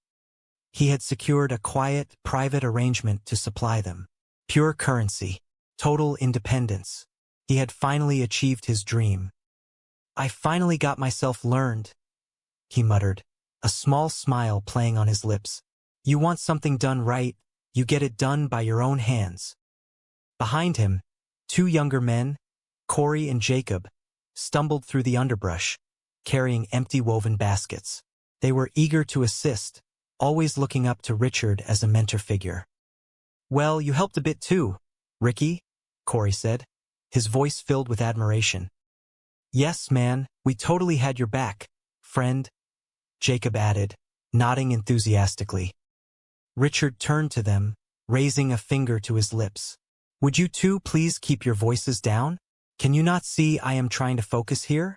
Anyway, as I was saying, I have this incredible arrangement with the Wellness Center. It is going to change everything. I am finally done with the struggles." He looked back toward the path leading to their hidden garden. "You know, Julian and Bubbles are probably going to be a little upset if they find out I did this without them. I was going to complete the harvest first, but I think I will just throw a massive, wonderful party for the entire community, and that will fix any hurt feelings. Parties fix everything." The three men moved cautiously through the forest. The moonlight filtered through the canopy, illuminating the path ahead. "Okay, boys," Richard whispered, pointing ahead. "Just up here past this tree line. When we arrive, there will be no talking and no fooling around. We are going to gather the plants as fast as we possibly can, and depart from here before the sun comes up. Okay." "Absolutely," Corey whispered back. Do not worry, we have this under control, Ricky, Jacob said. Thank you for bringing us to the harvest, friend. It means a lot to us. They stepped into the clearing, expecting to see the lush, 8-feet-high botanical plants Richard had so carefully nurtured. Instead, the field was swarming with unfamiliar figures carrying large sacks. The rival foragers had discovered Richard and his secret garden. Before Richard could even comprehend the disaster, a loud, thunderous boom echoed through the valley. It was a wildlife deterrent cannon, designed to scare away large animals. But in the dead of night, the sudden, deafening noise was terrifying. What in the world is that? Corey shouted, dropping his basket in sheer panic. Is it the authorities? Jacob cried out, covering his ears. It is just a noise maker, Richard yelled, trying to maintain order. Do not be frightened. Come back here. What are you doing? But the younger men were already fleeing into the dark woods, their courage completely shattered. Richard watched in absolute heartbreak as the rival foragers vanished into the night, taking the entirety of his beautiful, hard-earned harvest with them. Oh my goodness, Richard gasped, falling to his knees. No. Oh my heavens. I guess I should not be surprised. Why does the universe keep presenting me with such insurmountable obstacles? He sat there in the empty dirt, the cool night air suddenly feeling very cold. His dream of early retirement and providing a stable life for his family had vanished into the wind. The next morning, the sun rose brightly over the community, completely indifferent to Richard and his sorrow. A few streets over, inside a neatly organized wooden shed, Bubbles was experiencing a remarkably different sort of morning. Bubbles was a gentle soul with a brilliant mind and a deep love for felines. He wore thick, distinctive spectacles that magnified his kind eyes. Today, he was standing proudly in front of a complex, gleaming array of glass carboys, copper tubing, and wooden crates. Oh, hello, friends, Bubbles said warmly as Julian walked into the shed, holding a mug of morning coffee. What is going on? Check out the new setup. Check this out. I slightly. This is a wake-up call right now, boys. I am telling you, because I am already going legitimate. I have honest things going on. I am making a product people enjoy. I am building something real. Bubbles looked at Julian, his eyes filled with pleading sincerity. And you guys, I know how you operate. You have no money now. You are broke, and I know what that turns into. Next thing you know, you are going to be in serious trouble forever. You are going to wind up losing your freedom for the rest of your lives. Stuck somewhere, all alone, wasting away. Bubbles' voice cracked slightly, the image bringing tears to his eyes. And when you are in there, taking your last breaths, Ricky, sucking in your last breath on Earth, there is going to be no family there. And there is going to be no Bubbles to hold your hand. Ricky's eyes filled with tears, the reality of Bubbles' words striking him deep in his core. Come on, Bubbles. Do not say that. It is true, Bubbles insisted, wiping a tear from his own cheek. Like, if you guys love me as much as you say you do, then breaking the rules is over for good. That is it. That is all I have to say. Bubbles reached out and placed a hand on each of their shoulders, pulling them into a tight, meaningful embrace. I want you guys to think about that tonight, Bubbles whispered. Think about what is really important. He stepped back, picking up the handles of his bicycle cart. He looked at Ricky, offering a gentle smile. Here, Ricky, you can finish that ginger ale off. Consider it thinking juice. You got any ice for that? Ricky managed a small, grateful smile. Thanks, buddy. Julian stood up, a new sense of resolve settling over him. He looked at Bubbles, his respect for his friend shining brightly in his eyes. I hope you get back safely, Bubbles. Thank you. As Bubbles pedaled away into the cool night air, leaving Ricky and Julian standing together under the stars, the trailer park seemed a little quieter, a little more peaceful. The grand schemes had failed. The big announcements had fallen flat, but in the quiet aftermath, a new truth had taken root. They were older, they were flawed, but they were a family. And as they looked up at the vast expanse of the night sky, they finally understood that the most important thing they could ever build was a better, more honest life together. The next morning broke with a brilliant, golden light that washed over Sunnyvale, casting long, promising shadows across the dew-soaked grass. The air was fresh, carrying the scent of pine needles and the distant, comforting aroma of brewing hops from Bubbles' shed. Ricky stepped out onto his wooden deck, a mug of hot coffee in his hands. He took a slow, deep breath, letting the peacefulness of the morning settle into his bones. His arm still throbbed slightly from the ridiculous rollerblade skiing incident, and his heart carried a dull ache from the disastrous engagement attempt the night before, but his mind felt remarkably clear. Bubbles' words had echoed in his head all night, a persistent, undeniable truth that he could no longer ignore. He walked down the sturdy steps he had built himself, running a hand along the smooth wooden railing. He had constructed this deck with his own 2 hands, measuring, cutting, and nailing every piece into place. It was tangible proof that he was capable of creating something lasting, something solid. It was a small victory, but it felt like a foundation upon which he could finally start building a real life. Down the road, Julian was already awake, sweeping the small patch of pavement in front of his trailer. He moved with a slow, deliberate rhythm, his usual glass conspicuously absent from his hand. He looked up as Ricky approached, offering a small, tight nod. "Morning, Julian," Ricky called out, his voice quiet but steady. "Morning, Ricky," Julian replied, leaning on the broom handle. "How are you feeling today?" "Better," Ricky admitted, taking a sip of his coffee. "A lot better, actually. Things are clear now." Julian nodded slowly, his eyes reflecting a similar sense of clarity. "Bubbles was right, about everything. We cannot keep doing this. We cannot keep chasing the easy way out, because it always ends up being the hardest path." Ricky sighed, leaning against the fence. "I know. It is just scary, man. I do not know how to do anything else. Growing plants, running schemes. That is all I have ever known. How do I just suddenly become a normal person with a normal job?" "We figure it out," Julian said firmly. "Together, we start small. Bubbles is making a decent living with his beer. Mr. Leahy and Randy are trying to get their lives on track. We can do it too, Ricky. We just have to want it enough." Ricky looked out across the park, watching a few early risers walking their dogs or heading out to work. For the first time in his life, he did not feel a sense of superiority or pity for them. He felt a strange, unfamiliar pang of envy. They had stability. They had a routine. They had peace of mind. "I want it," Ricky said softly, the words feeling foreign but right in his mouth. "I really do." Just then, Bubbles came pedaling around the corner, his bright little cart rattling cheerfully behind him. He looked tired but happy, his glasses slightly askew on his nose. "Good morning, boys," Bubbles called out, hitting the brakes and coming to a halt near them. "Beautiful day, is it not?"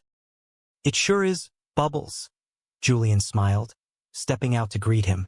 "How are the sales looking this morning?" "Fantastic," Bubbles beamed. "I already sold 3 cases to the guys over at the auto shop. They love it. They said it is the best India Pale Ale they have ever tasted." Ricky walked over, clapping Bubbles on the back. "That is amazing, buddy. I am really proud of you." Bubbles looked at Ricky, surprised and touched by the genuine compliment. "Thanks, Ricky. That means a lot coming from you." He paused, looking between Ricky and Julian, sensing a shift in their demeanor. "So, did you guys think about what I said last night?" Ricky exchanged a glance with Julian before nodding. "We did, Bubbles. We thought about it a lot. And you were right. We are done with the nonsense. We are going to find a way to make an honest living, whatever it takes." Julian nodded in agreement. "No more shortcuts. We are going to put in the work. We want to build something real, just like you are doing." A slow, brilliant smile spread across Bubbles' face. He reached out and grabbed both of their hands, squeezing tightly. "Oh boys, that is the best news I have heard in my entire life. We can do this. I know we can. We just have to stick together and support each other." The three friends stood in a circle, the morning sun warming their faces. It was a quiet moment, unmarked by grand announcements or elaborate schemes, but it felt more significant than anything they had ever attempted before. They were making a choice, a difficult but necessary choice, to leave their old ways behind and step into the unknown territory of responsibility and hard work. Over the next few weeks, the atmosphere in Sunnyvale began to change. Ricky, true to his word, put his energy into honest endeavors. He utilized his skills with tools and wood to start a small handyman business. He fixed leaky roofs, repaired broken fences, and even built a beautiful new porch for Pops, refusing to take a penny more than what was fair for materials and labor. It was exhausting work and the pay was modest, but the sense of pride he felt at the end of each day was worth more than any quick cash score. Julian, meanwhile, took a job working the cash register at the local hardware store. It was humbling work for a man used to calling the shots and running his own operations, but he approached it with a quiet dignity. He learned the inventory, helped customers with a polite smile, and slowly began to rebuild his savings, dollar by dollar. He even started reading books on business management during his lunch breaks, determined to understand the legitimate mechanics of commerce. Bubbles' brewing business continued to flourish. He expanded his operation, converting a larger shed into a proper microbrewery. He hired Corey and Jacob to help with the bottling and delivery, giving them a steady income and a sense of purpose. He was a fair and encouraging boss, always patient with their mistakes and quick to praise their hard work. Even Mr. Leahy and Randy seemed to find a sense of peace. They abandoned their grand plans for the horse track, realizing that gambling was just another form of chasing easy money. Instead, they used a portion of their funds to open a small community garden in an empty lot near the edge of the park. They grew tomatoes, cucumbers, and bright, cheerful sunflowers, sharing the harvest with their neighbors and finding